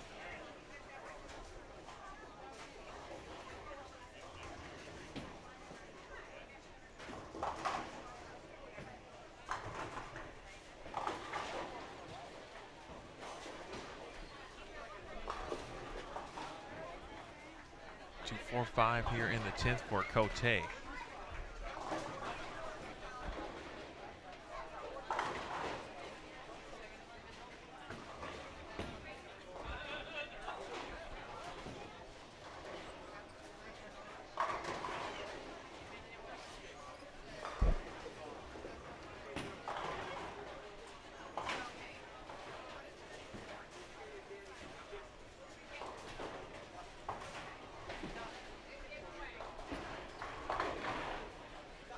Good shot there from Arnone. Was looking for the double, as was Miranda Panis.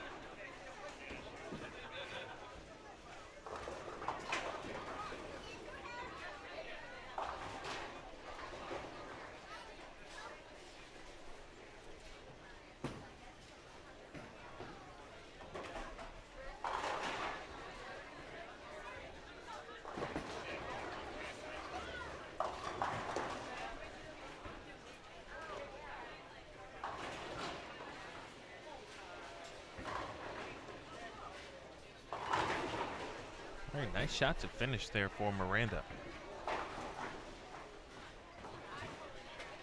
Lone hiccup in that game was a big 4 on the left lane.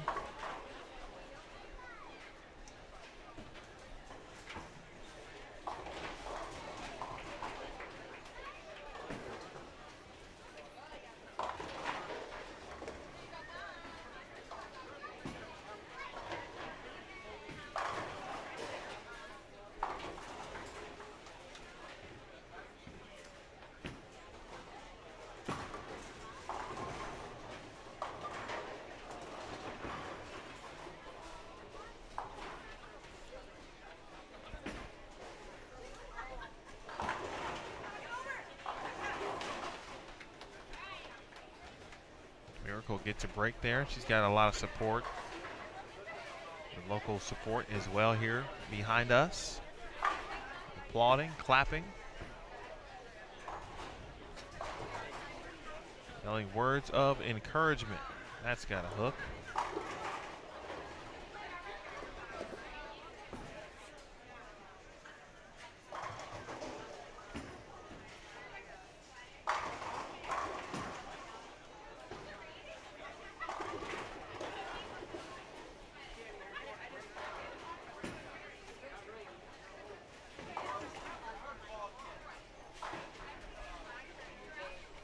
Coming to the end of game 10. Zavyalova to our right. She strikes. First one in the 10th is a good one. And she'll be in the 220s now no matter what. Or, of course, she stays behind the foul line. No guarantees. Clean game for DZ3.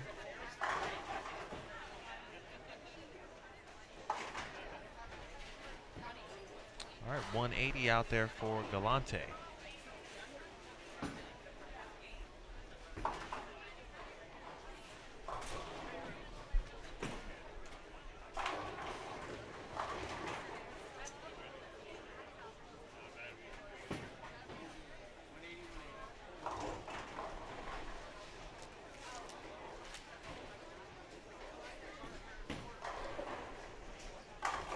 I want to thank all of our sponsors. So that's our title sponsor this week, Nationwide, Smithfield,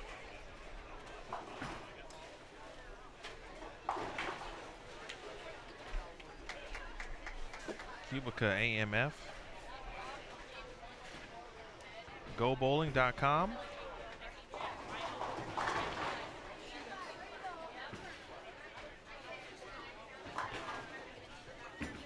and Pepsi.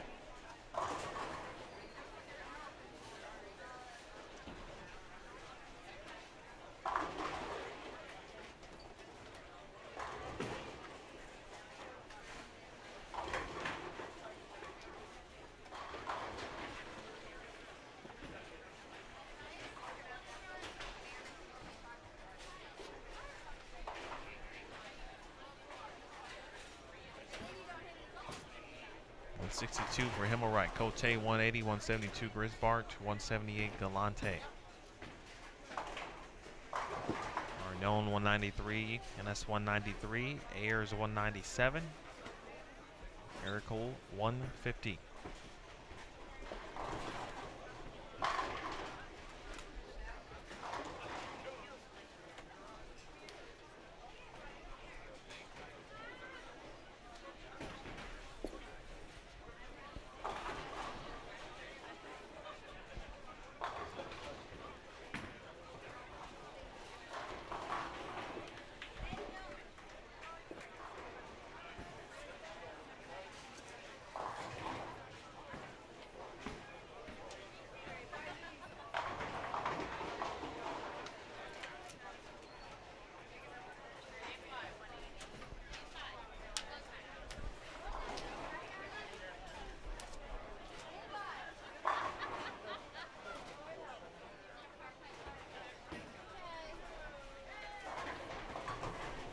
All right, new set of players.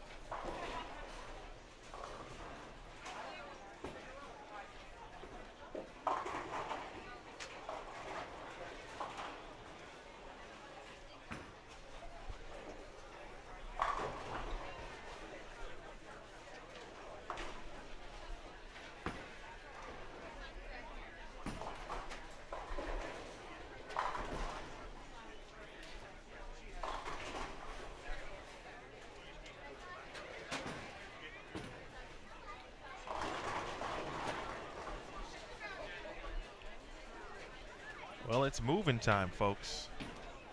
It's moving time for many people.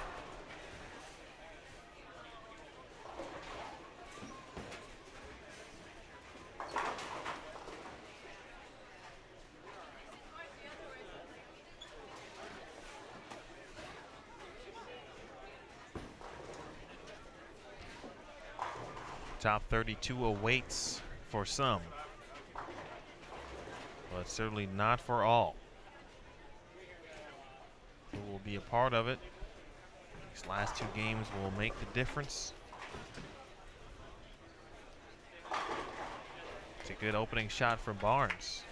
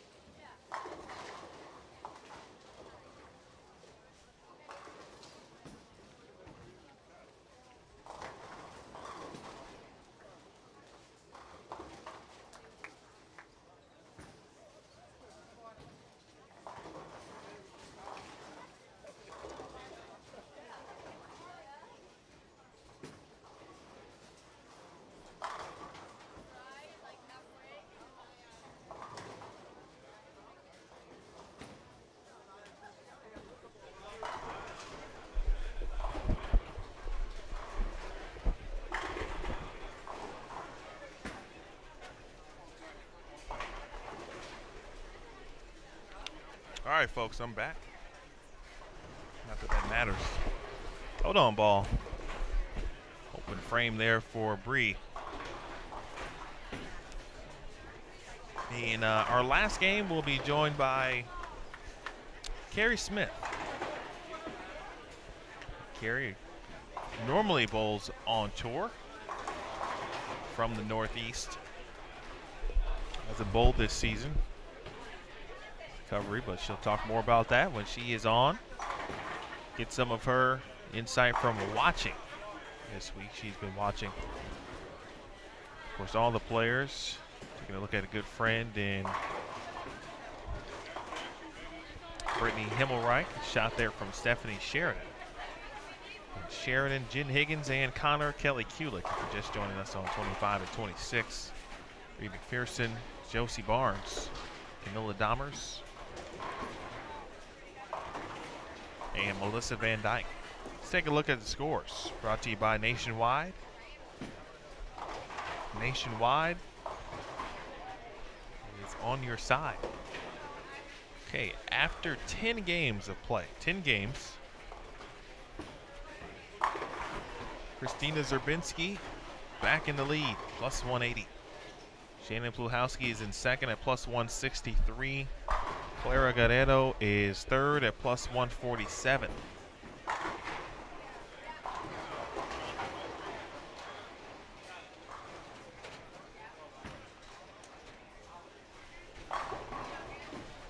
Missy Parkin is fourth at plus 134. Liz Johnson in fifth at plus 99. Camilla Dahmers is sixth at plus 90.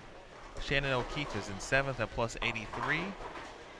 Jen Russo is in eighth at plus 74. Maria Jose Rodriguez is ninth at plus 70. Caitlin Simpson is 10th, plus 63.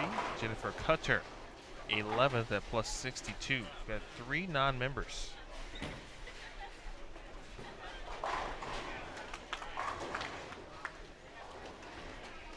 Field.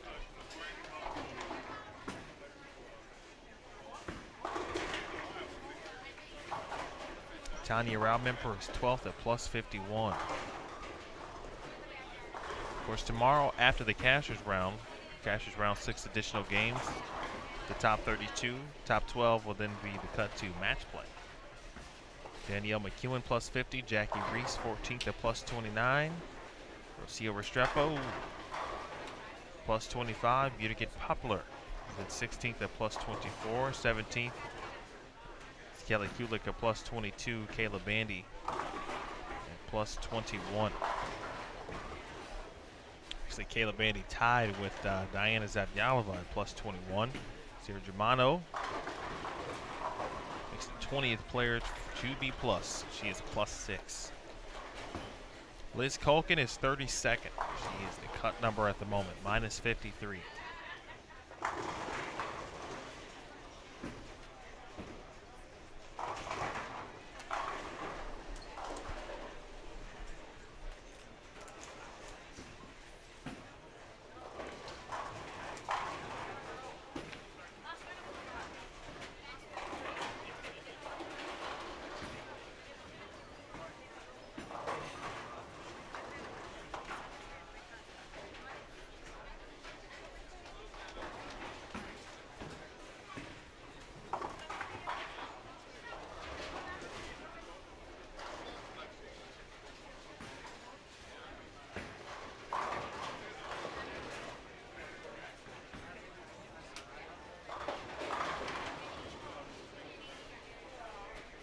Kelly Kulick takes care of the spare.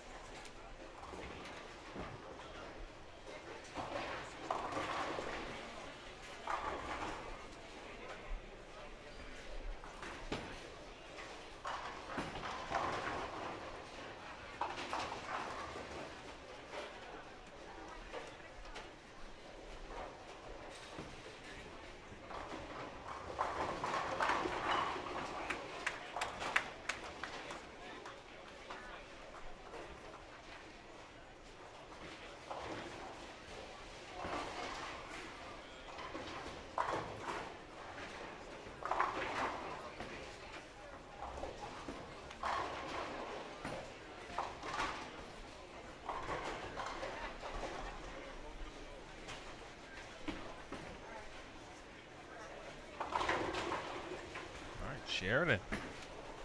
Get into it a little bit here. She is 25th. So she's been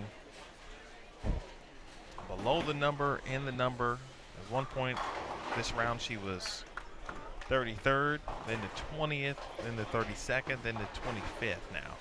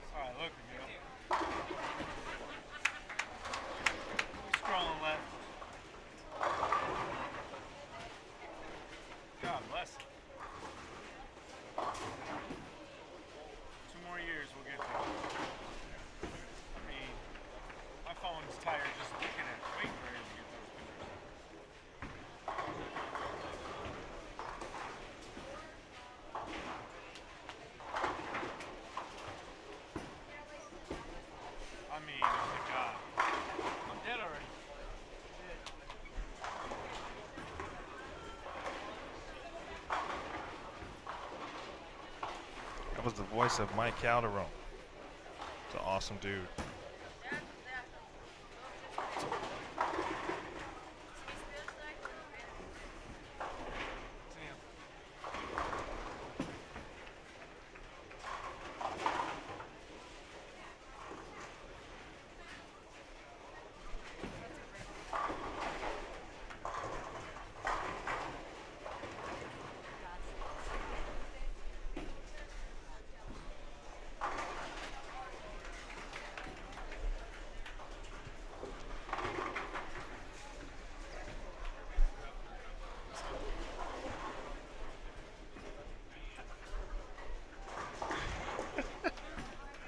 Oh, folks. All right, I got to tell you this.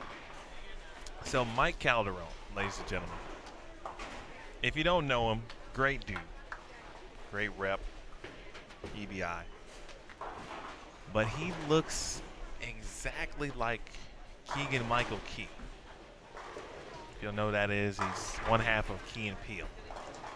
And, you know, I noticed it last year, actually. And it might have been this event where I said, wow, you know, he looks like Key.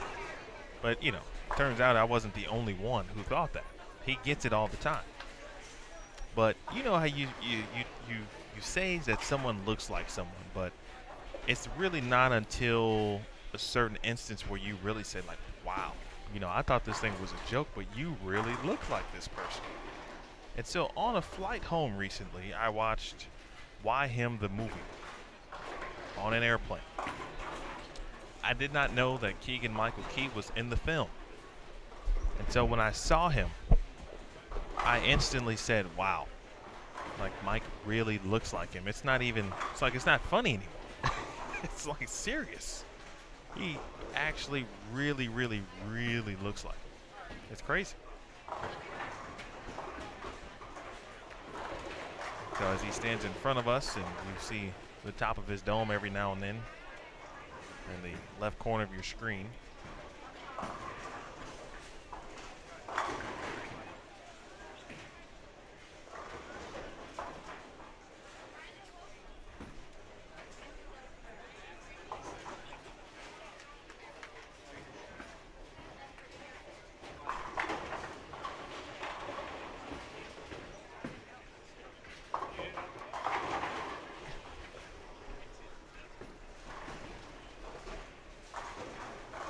If you guys don't know who Keegan-Michael Key is, Google him.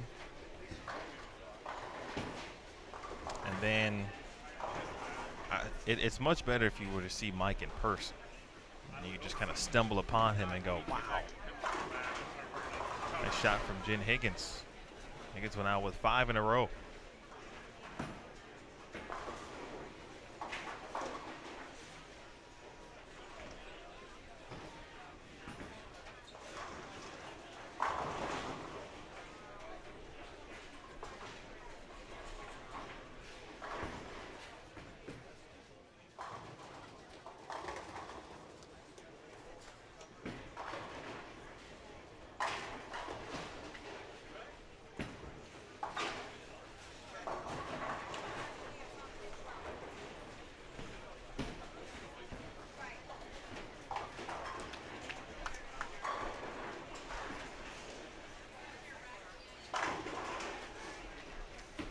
shot there from Ann Connor.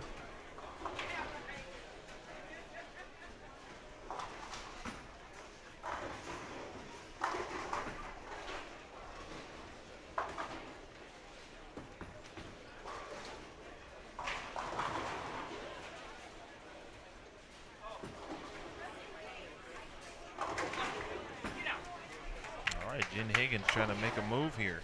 That voice you hear is Dan Higgins. Jen is 44th. She's tied for 44th at -76.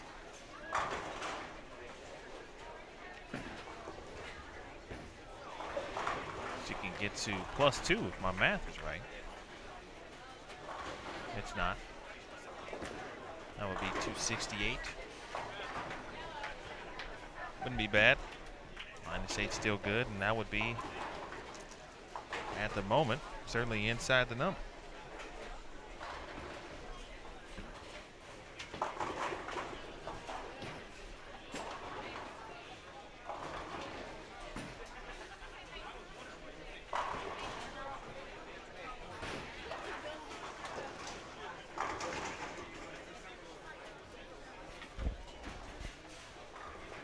Good shot in the 10th to open up things for Ann Connor. Barnes, 10-pin spare. She is clean and can get into the two teens here.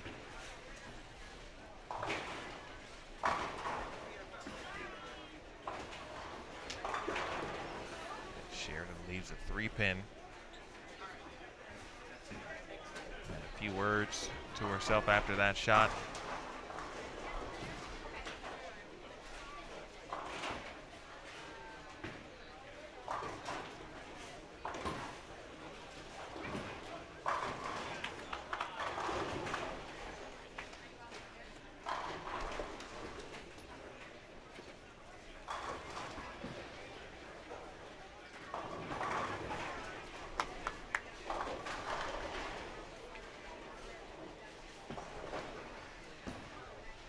Barnes was 46th at -78.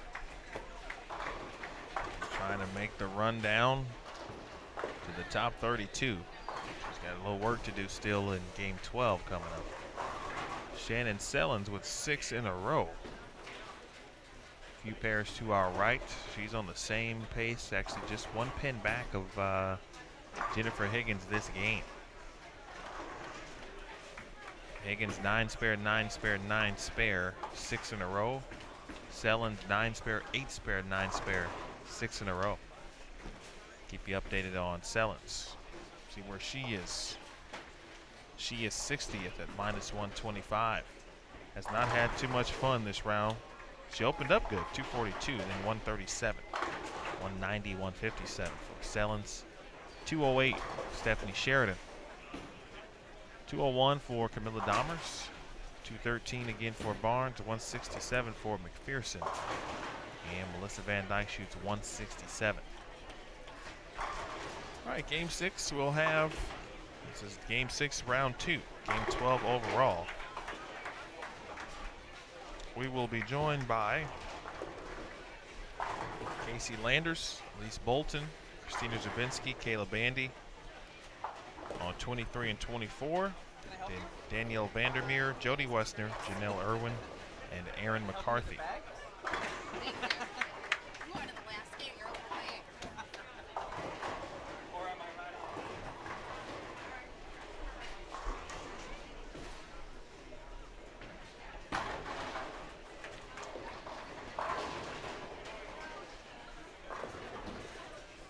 Here's Kelly Kulick on 3 in a row.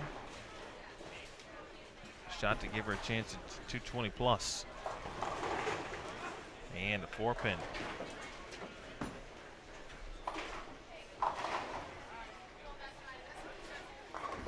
Kelly is 17th at +22. We're in the Scrabble, trying to get triple points on her jersey.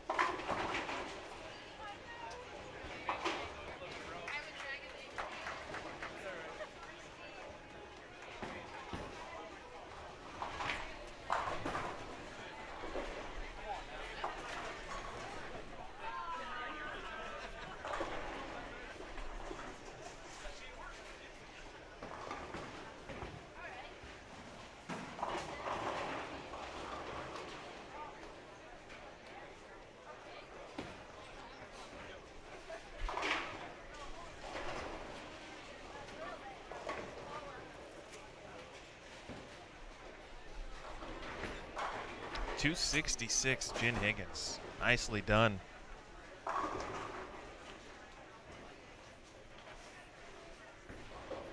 So that will put her right into the top 32 with 1 game to go. We're talking about being clutch.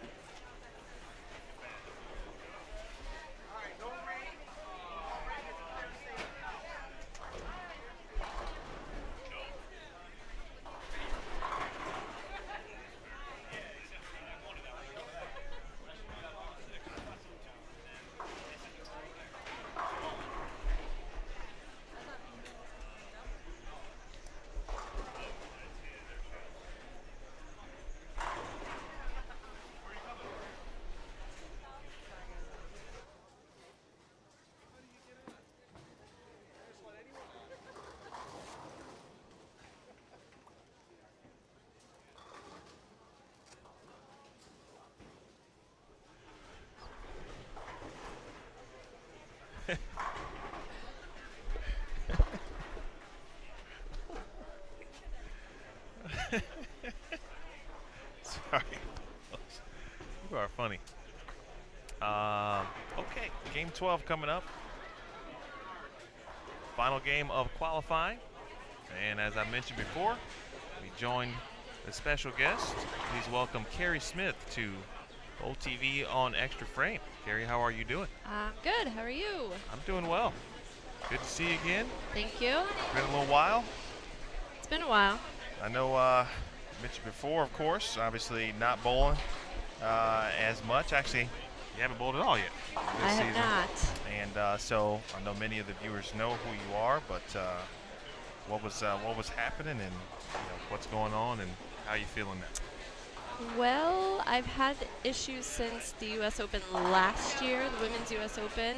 It kind of all started there, and basically vertigo issues. So that kind of, I mean, I worked through it at the U.S. Open, had my best finish at the U.S. Open, so I guess it kind of helped at the U.S. Open. But after that, you kind of go from doctor to doctor, and nobody could really give me a straight answer as to what the issue was until about April in the spring here, and we found out that it's actually my eyes that are causing the issue right now. So I have a misalignment of my eyes, and I could have had it my entire life, and now something has triggered the symptoms. So I've had to go back to wearing glasses for a little while, and it's a process. It's going to take some time. It's not like you can say, oh, you have a broken leg and in 6 weeks your leg will be better.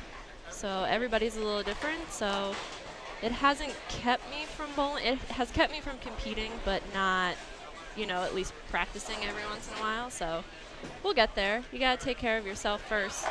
So it's just nice that this is a closer stop to home, and we were able to drive and just to be around everybody again. So it's a process, but we'll get there. Good to see you back. Thank you. Appreciate you joining us. You've been watching all day. Oh, yeah. What has been your kind of impression on what you have seen from the mysterious lane condition? Yes. And where have you seen people kind of have success and not so much success? Because that's all a part of it as well.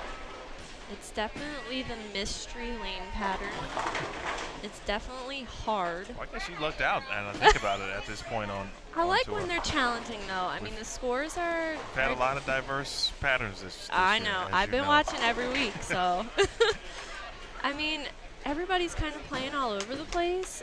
A lot of the girls on the fresh had a really good look out, believe it or not.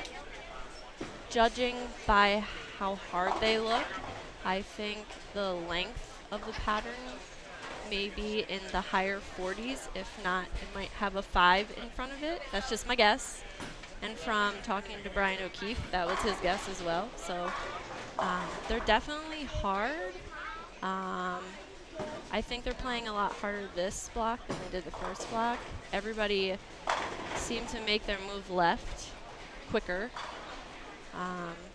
But I've also seen a couple of the girls who are like really deep that can get it around the corner in front of the head pin, like Missy Parkin. She's, you know, bowling pretty well in there. So I think if you can play straighter on this pattern and keep your angles more in front of you, I think those are the players that have a little better look this week. Joined by Carrie Smith, PWBA player.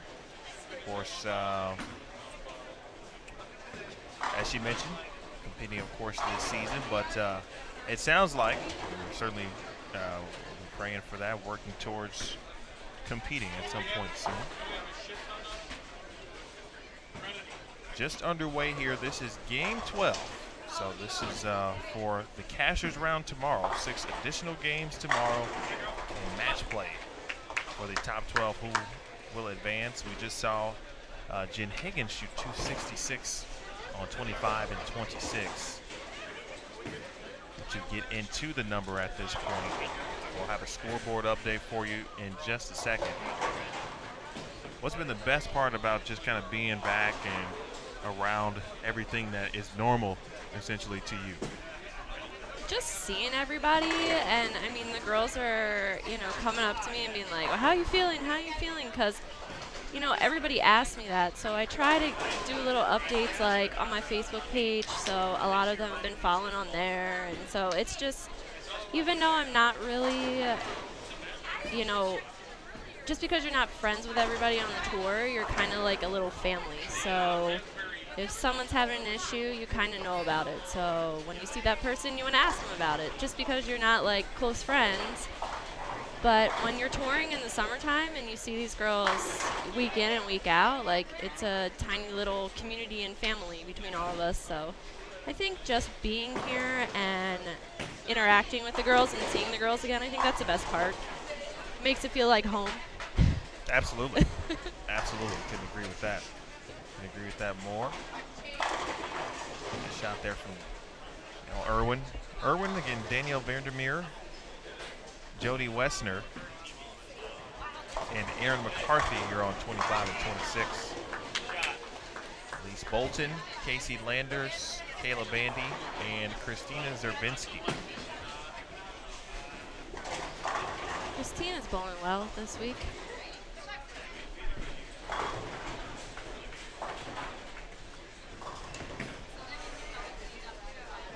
That is an understatement. She has, I think she hasn't been the leader maybe 4 games, maybe. I think that might be pushing it. For a while there, early on, it was either her or Shannon Flahowski. And she was the round 1 leader. Lost the lead momentarily for a game in round 2. And has had a great look throughout the day. I think this is one of those patterns where if you can fill frames, you're good. And then when you hit that like 1 or 2 pair where you can really shoot like that 220, 230, 240 game, and then the rest of the games you can just stay clean, you know, 2-0, 190, 180, you're good. That's just how this pattern is, and that's just what it dictates. So I feel as if you kind of mentioned it a little bit earlier, you would have some success here on this pattern. Like to keep the angles in front, play them a little straighter. I feel like this would be right in your A-game area.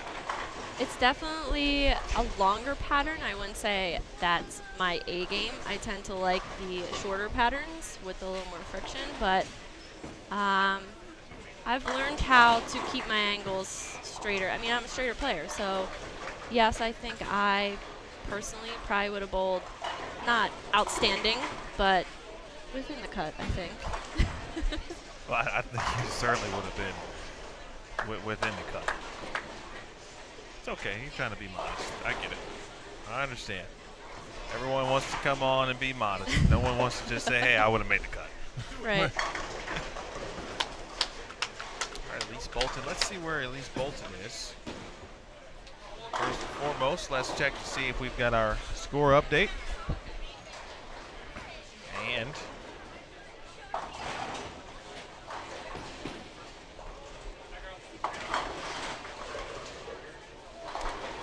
well,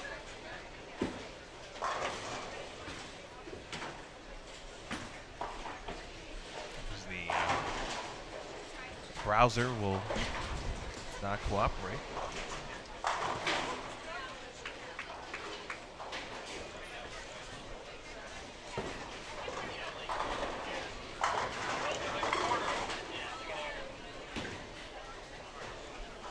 All right, after 11 games, Christina Zerbinski is your leader at plus 172. Shannon Pluhowski second at plus 150. Clara Guerrero is tied with Missy Parkin for third at plus 141. Maria Jose Rodriguez is fifth at plus 94. Mila Dahmers is sixth at plus 91. Jenna Russo tied for seventh with Shannon O'Keefe at plus 85. Jennifer Cutter is ninth at plus 77. Danielle McEwen is 10th at plus 58. 32nd currently is Jess Lesaganic at minus 47. Around the number, Liz Culkin is 33rd at minus 49. Jody Wessner is 34th at minus 50. Shannon Sellens is 35th at minus 58. Elise Bolton, who we are watching now, is 36th at minus 59. So a golden opportunity for Elise here. Nicole Trudell, minus 61 at 37th. Brandy Branca and Yvonne Hodlick, who Yvonne had bowled very well throughout the day and has come upon some struggles here in round two. Right now out of the cut in 38th at minus 62. Josie Barnes trying to make the run as she did last week, trying to make the cashers round. She is 40th at minus 65. Brooke Bauer, Ashley Galante at minus 68. There's a lot of players who could, in one game, find themselves in the cut. Same thing, of course, those who are currently in the cut, one bad game, and they will be or could be out as well. So it's pretty close. It's definitely close. The cut number is definitely this squad, you know, dropping more. The first block, it kind of just hung around the 20s. So, I mean, that definitely shows you that they're playing a little tougher. It's tough to get the ball through the pins. I mean, they're bowling on a very, what seems to be long pattern. So if they re-oiled in between, so it's going to play even longer. So I think the scores definitely show that, and anything between, like I said, anything between 180 and 2-0. Personally, I think that's a good game. Yeah, no burn squad this week, so fresh. Tomorrow we will begin at 8:30 a.m. Eastern time. 8:30 a.m. Eastern. Here on Extra Frame, live from AMF Gates Lanes here in Rochester, New York. All right, so for the viewers who don't know, you said it was a nice little short drive there. Where is home? Home is in Lebanon, Pennsylvania, so about a half an hour from Hershey, Pennsylvania. So it's not exactly short. It's 4.5 hours, but yeah, that's not. We can at least drive, so I don't have to get on an airplane or anything. That's a win. That's a win.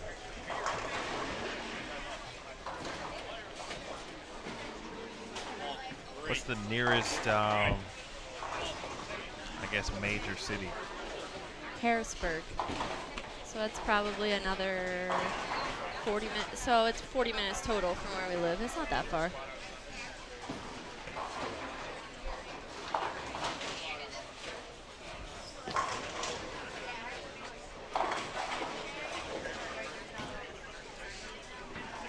Lindsay Furness, she's got a 4-bagger.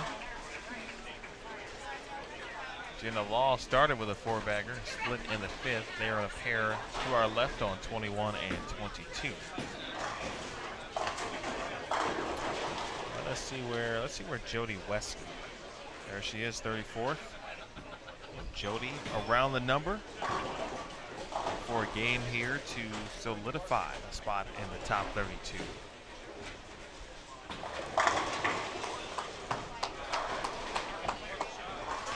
And joined in the booth by Carrie Smith, former collegiate player, as well as Carrie. Did that school have a nickname? Can I call it the Ship? You can call it the Ship. Do people call it that? Yeah. Okay. So it's not original. Well, considering the fact that our chant was Ship, so go with it. So you have to be really listening to make Yeah. sure. You did. You absolutely had to be. That is Shippensburg University we are talking about. All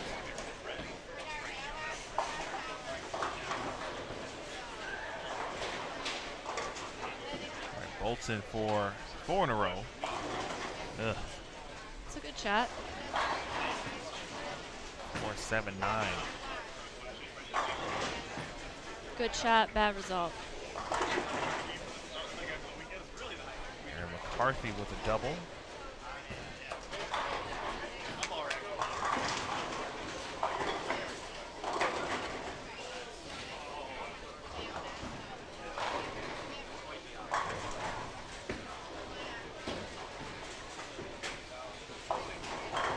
It's very easy to get into trouble on this pattern. A lot of the girls were telling me that they felt like they had like 2 boards of area on this pattern. Either you threw a good shot and struck, or you threw a good shot and split, or threw a good shot and washed out. It was just touchy. I heard it all day from multiple players. So Watched 23 and 24 for a while. There looked to be just nothing happening on that particular pair. Players couldn't get anything going. Big double there for Western. Saw players leave washouts. And as you just said, on good shots, but you know, maybe a board or two if you kind of get it right early. If you almost in a sense were too far left, washout. yep, it's you have that 1 or 2 boards, and if you tweak it a little right, it doesn't get there. If you get it in, it might hook a little bit in front of the head pin and, you know, go through the head pin. So it's very touchy, and it's I am a kind of a speed dominant player. I think that would have been one of the things that hurt me this week. I feel like you have to be a little bit softer on this pattern. Another thing that I noticed was a lot of the front part of the lanes. They have a lot of early hook. A lot of the pairs had a lot of early hook in the front part of the lane. So even though the girls were playing out, the balls would start reading so early and then just kind of mess up your shot. Like you thought it was good off your hand and then not so much. What would you do to combat that? Because I saw that, and you know, but then we're kind of more so this block we've seen more players kind of play further in or be further left. But when the hands start to go when you're playing the gutter, you know, what would you have done, and what did you see players do to try to overcome that? There's a couple things you could do. Me personally, since I am a little more speed dominant, I would try to just throw it a little bit harder through there. Now, a couple people were doing that and it would just read sooner, but you can also, I saw a couple of the girls, they were trying to loft over that part of the front part of the lane, get their ball up in the air more to get over that so it didn't read as quick, and then some of the other girls would just try to move left, and then again, like you said, when you make that move left, then it doesn't turn the corner, so it kind of like dies out in the middle there. So there's a couple things you can try. It just all depends on the player and how they throw it, but I think since I'm more speed dominant, I would go with speed personally.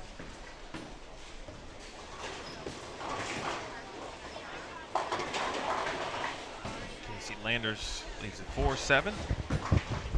Well, if you have a question for Carrie Smith, feel free to drop them on our Live Now post on the PWBA Facebook page. We may give her 1 or 2 to answer if they're okay. But feel free to, again, reach out. Our PWBA Facebook page, Carrie Smith. Nice shot there from Zerbinski. Well, it could be Christina. It could be Shannon Puhalski. It could be someone else. We don't know. You never know the last game. Sometimes the last game, everyone knows it's that 12th game. They want to be in good position if they're in the cut, if they're just outside. You know, they're trying to get in there. So sometimes big games come out the last game. I'm not necessarily saying today that's going to happen since it's a lower scoring pace, but you never know. Well, that was the case in round 1.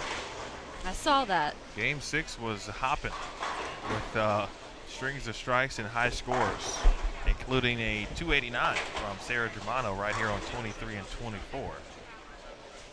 I believe Kelly Kulik had the front 9 that same game, a few pairs to our left. She did, yep.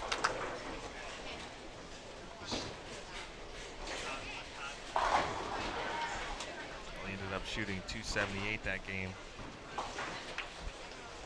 Right now it's Kayla Pashina with a string. I mentioned Jen Higgins shot 266. That bumped her up to 22nd. She had minus 10. Romano still in the cut at 24th at minus 15.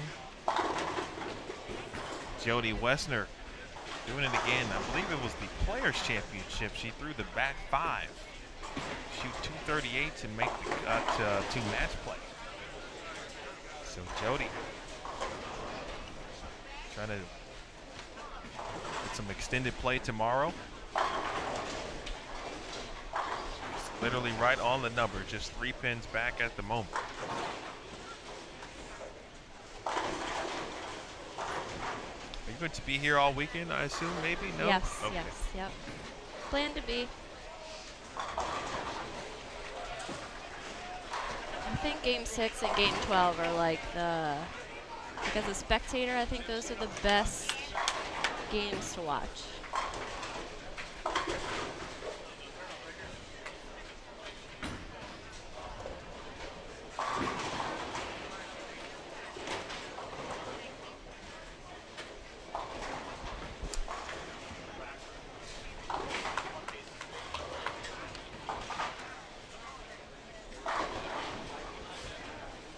Hello, Kenny. Appreciate you tuning in. You're rooting for Jody Wessner. And looks like Lindsay Boomershine. Lindsay right now in the top 32 as well. And Wessner now with 5 in a row. It's looking pretty good for Jody Wessner. Remember, 4 Halls of Fame. Ohio. Danielle Vandermeer as well, also right there at 43rd, minus 69. It's in the 3-way tie there. Sierra Kanemoto has fallen out of the cut, struggling this round. This round, too, as you mentioned earlier, has been very kind. A lot of pins lost, which makes those big games, when they do come, even so more important. Yeah, definitely. I mean, I've watched some of the girls that are in the number, I watched them play out, and then all of a sudden they jump in. Like, when you make your moves on a pattern like this, it's not, you know, a 2-and-1 or, you know, it's like a whole zone.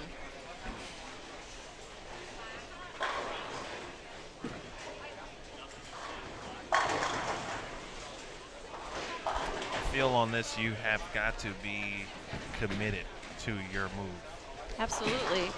That's in general, but really on this, you can't just kind of be iffy, as you said, on the 2-and-1, because that's probably going to cost you some pins. Yeah, it's definitely one of those patterns that, as a bowler, it makes you feel like you have to throw every shot perfect.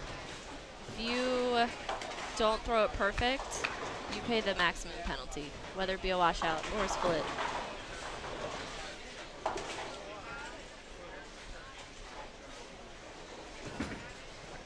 Some games coming down and about to enter the 10th frame. Let's look up Kayla Pashina. Let's look up Kayla.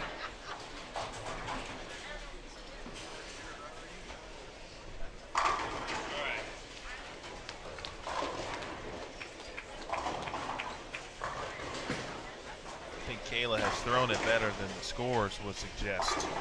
Watched her throw several shots today, and some have been strikes. She left them just a mean 4-9. Just, I mean, she made it, but like, really? That's the only problem with these tough patterns. I mean, you could throw the best shot you can possibly throw. And, I mean, I watched Shannon O'Keefe throw a great shot on the higher end today. Stone 7. Probably the best shot she threw all day. Stone 7 pin. Or it's like, I watched a couple of the girls, good shot, 4-9.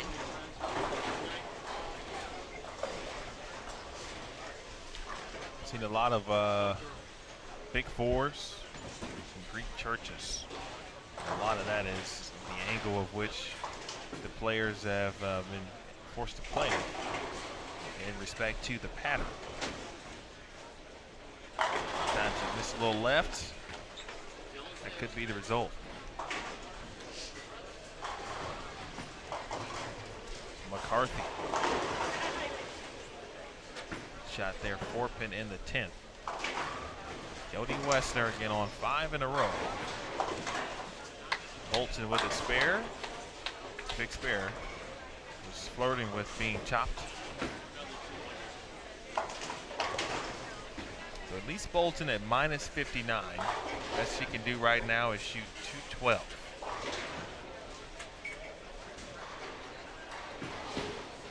Get her to minus 47. That'd be close. It's at 47 right now, so. To have a chance a double is necessary for Bolton in the 10th frame.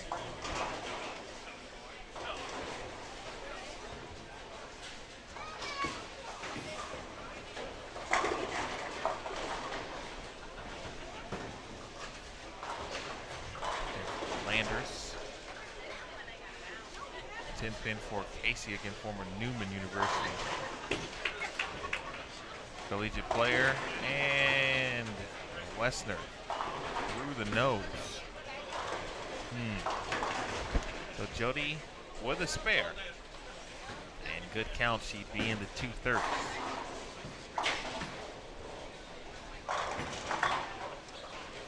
At 34th, I think that would be enough. Yes, I would think so. But again, it all depends on what the girls in the cut do, what the girls around her do. So, like I said, I think this is, as a spectator, this is the most exciting, one of the most exciting games in the 12 games that they bowl.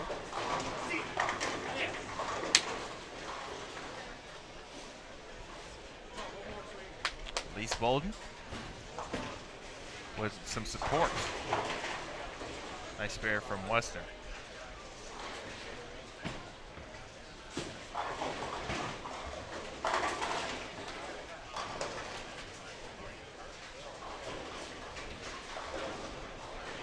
Kayla Bandy.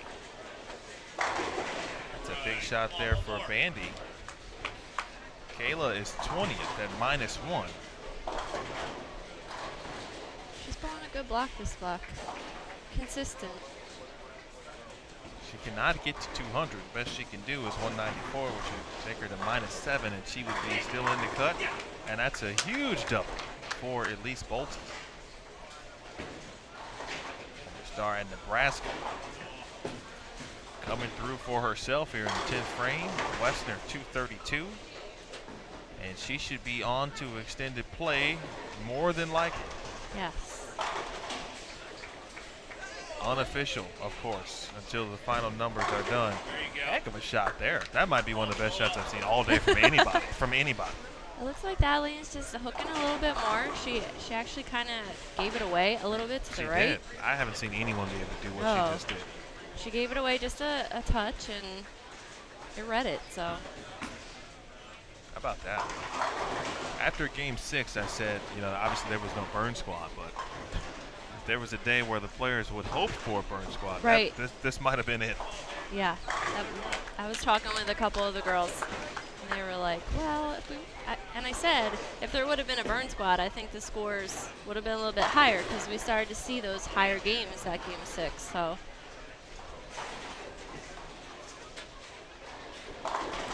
Elise Bolden goes 3 in the 10th to get to 212.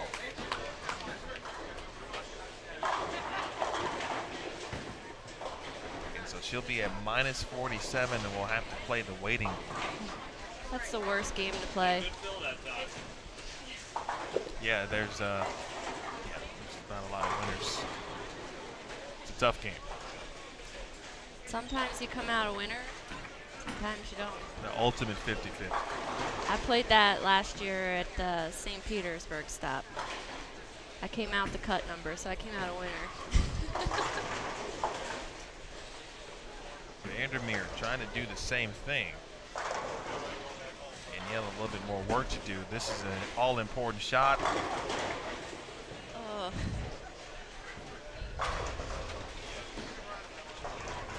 Spare will give her 227.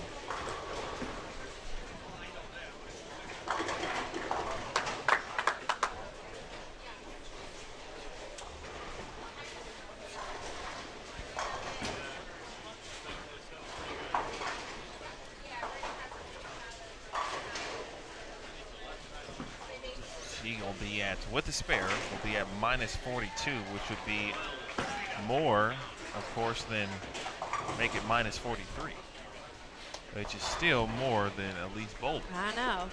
At this point, so still, again, still a chance for Elise Bolden. Landers can strike for 185. Some good bowling there from Westner and Vandermeer. Had to have it, and they did what they certainly could try to do.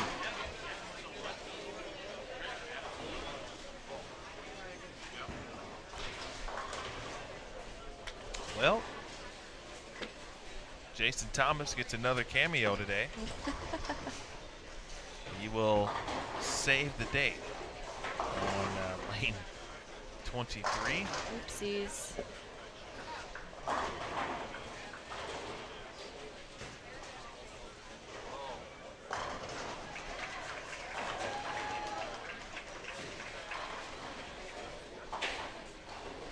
The man works hard enough. I know. And yet. You need some heavy duty tape for that thing. Yeah. It's 0 for 2. It played the waiting game and it's not. It lost. It has lost twice today. It's like Jennifer Russo down there shooting 234.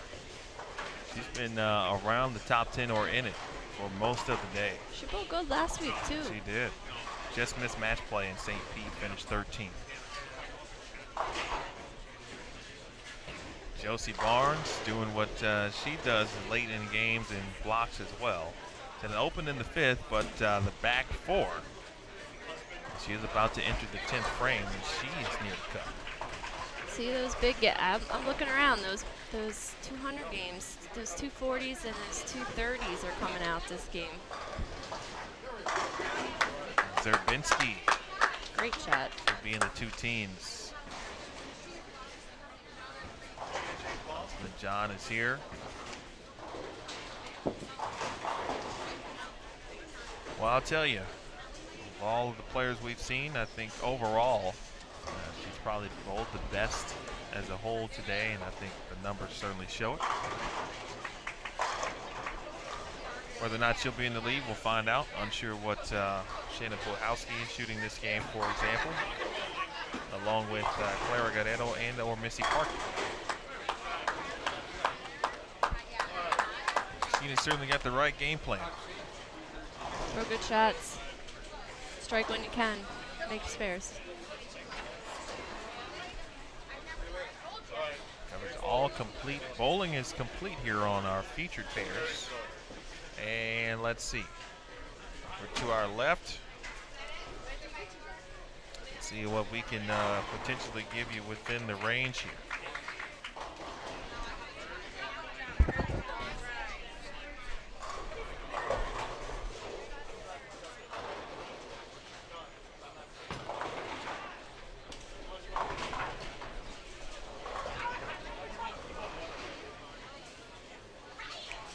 So we'll have a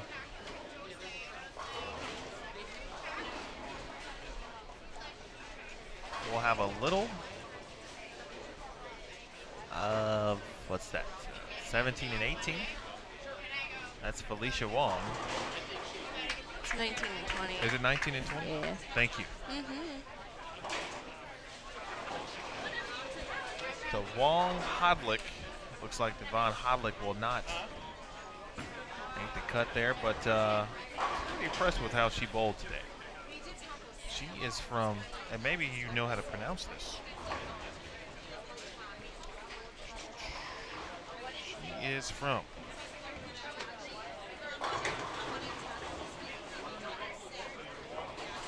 there we go. Waterblade. Oh boy, I don't know. your guess is as good as mine. Yeah, that's a Waterblade. It's an interesting. You'll have to ask her. I am, because I'm curious now. I gotta know. Felicia Wong shot 204. Alec 154. Verity Crawley at 10 pin up.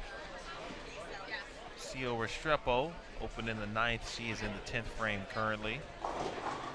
And a 245.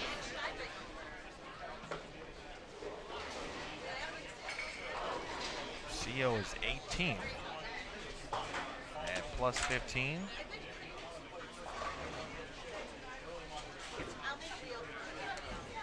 I think even if she spares this and gets good count, I think she'll be okay. Even though she can only shoot 180. You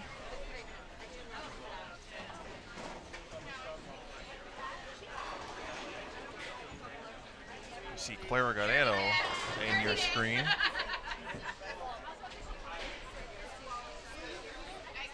Clara can, actually now with a spare, can get to 214. Let's see, Zabinski shot 213.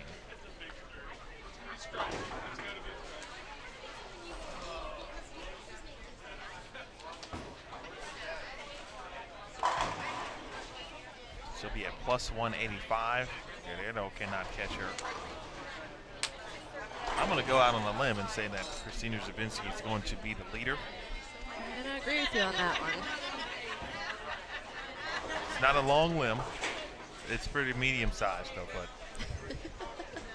I'm confident that that branch is very sturdy, and she will be the leader after round 1. Or excuse me, round 2.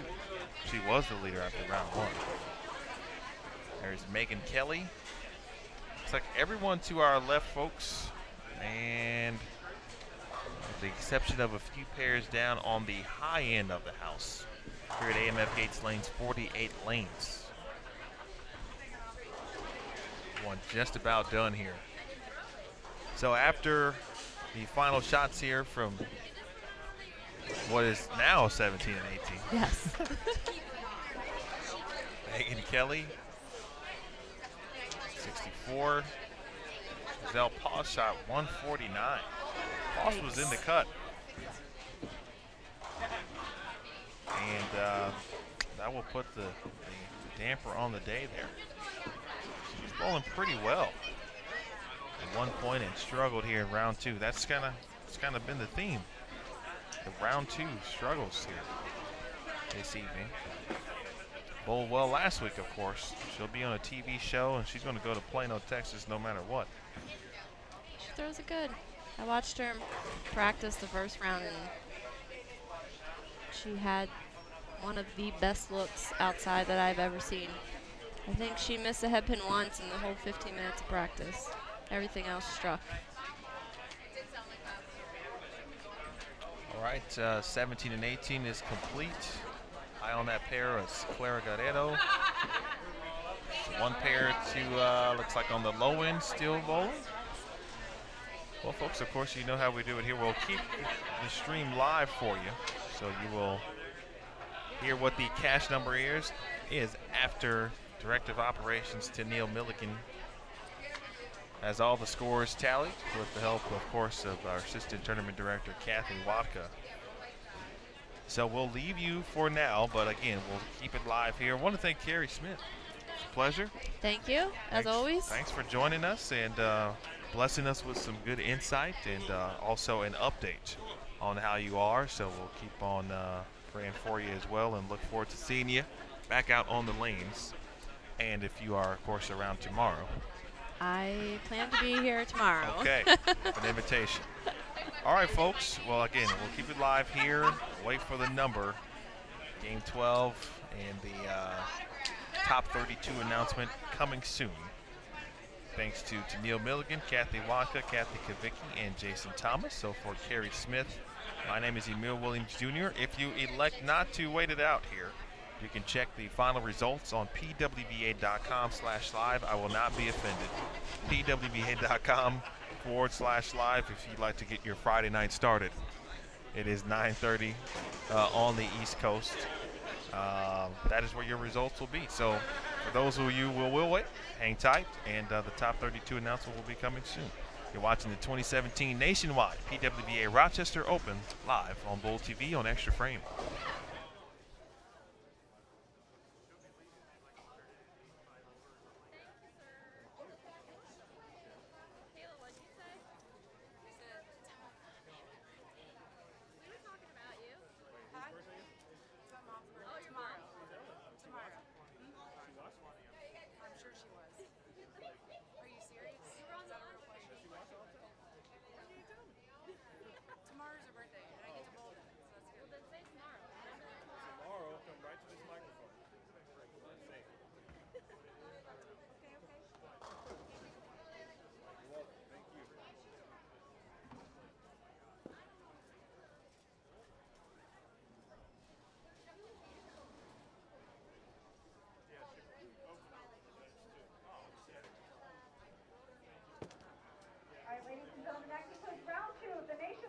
PWBA Rochester Open.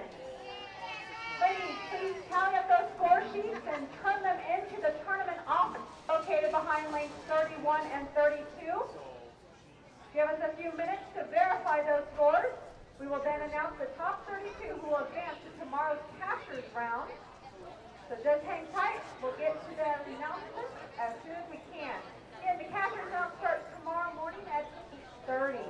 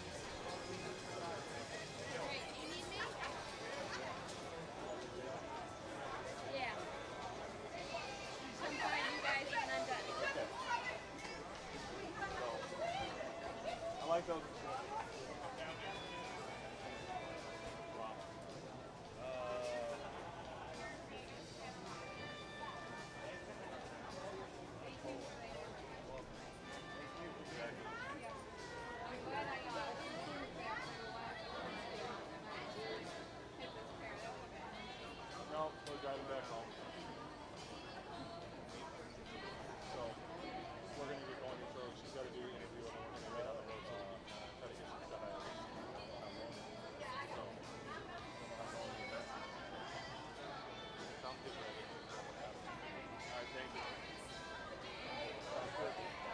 Or we were selected. Yeah, this said mention Bolivia.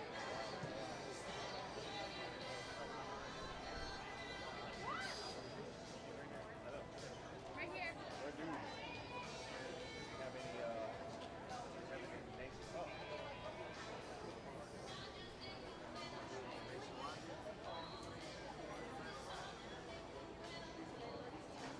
No, can I be in the interview? No. I did just as much as she did.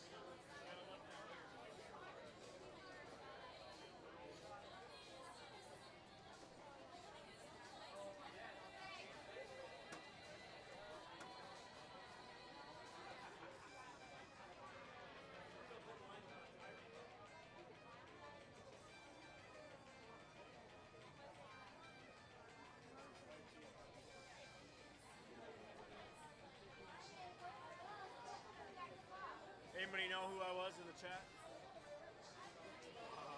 No one commented. Nobody. Sure they did. Nobody commented. Yeah, but it's Mark Fuckers. It's the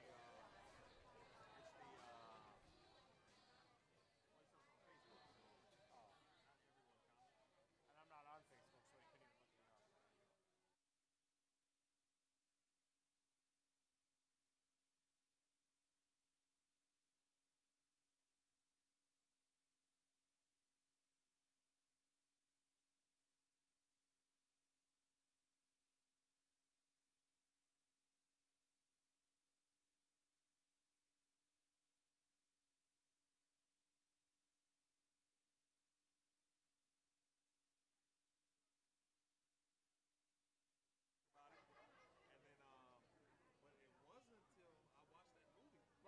Because then it was like, you weren't thinking about it.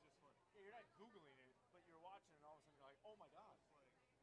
And then you hear him, and then you see his mannerisms, you're like, it's the same. This is not right. How are we not getting paid? All right, ladies and gentlemen, I have our official cut score for tomorrow's Cashers round. We're going to start with our top four, and leading the field at plus 185 is Christina Zerbinski. Qualifying in second at plus 154, Shannon Plahowski. And third at plus 150, Clara Guerrero. And running our top four at plus 137 is Missy Parkin.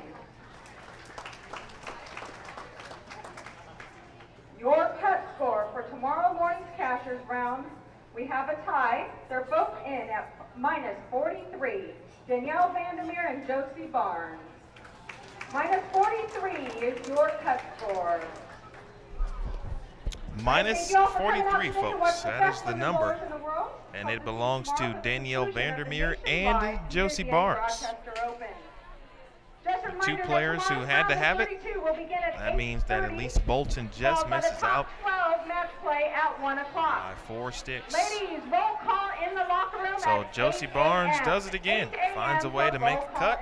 See what she can turn that into. And shout out to Danielle Vandermeer for her 230 game in game 12. And all was needed came to fruition. All right, folks, that'll do it officially now for us. Again, check your scores at pwba.com/live. We'll have a video recap for you on our PWBA social pages as well. We spoke with the winner, or excuse me, with the leader, Christina Zerbinski from North Tonawanda, New York, of course. Those of you may know her as Christina from Maryland Eastern Shore, two-time national champion. So we will see you tomorrow, 8:30 a.m. Eastern Time. Again, 8:30 a.m. Eastern Time, the Cashers round will begin. Thank you for joining us on behalf of Jason Thomas, Tennille Milligan, our Director of Operations, Kathy Watka, our Assistant Tournament Director.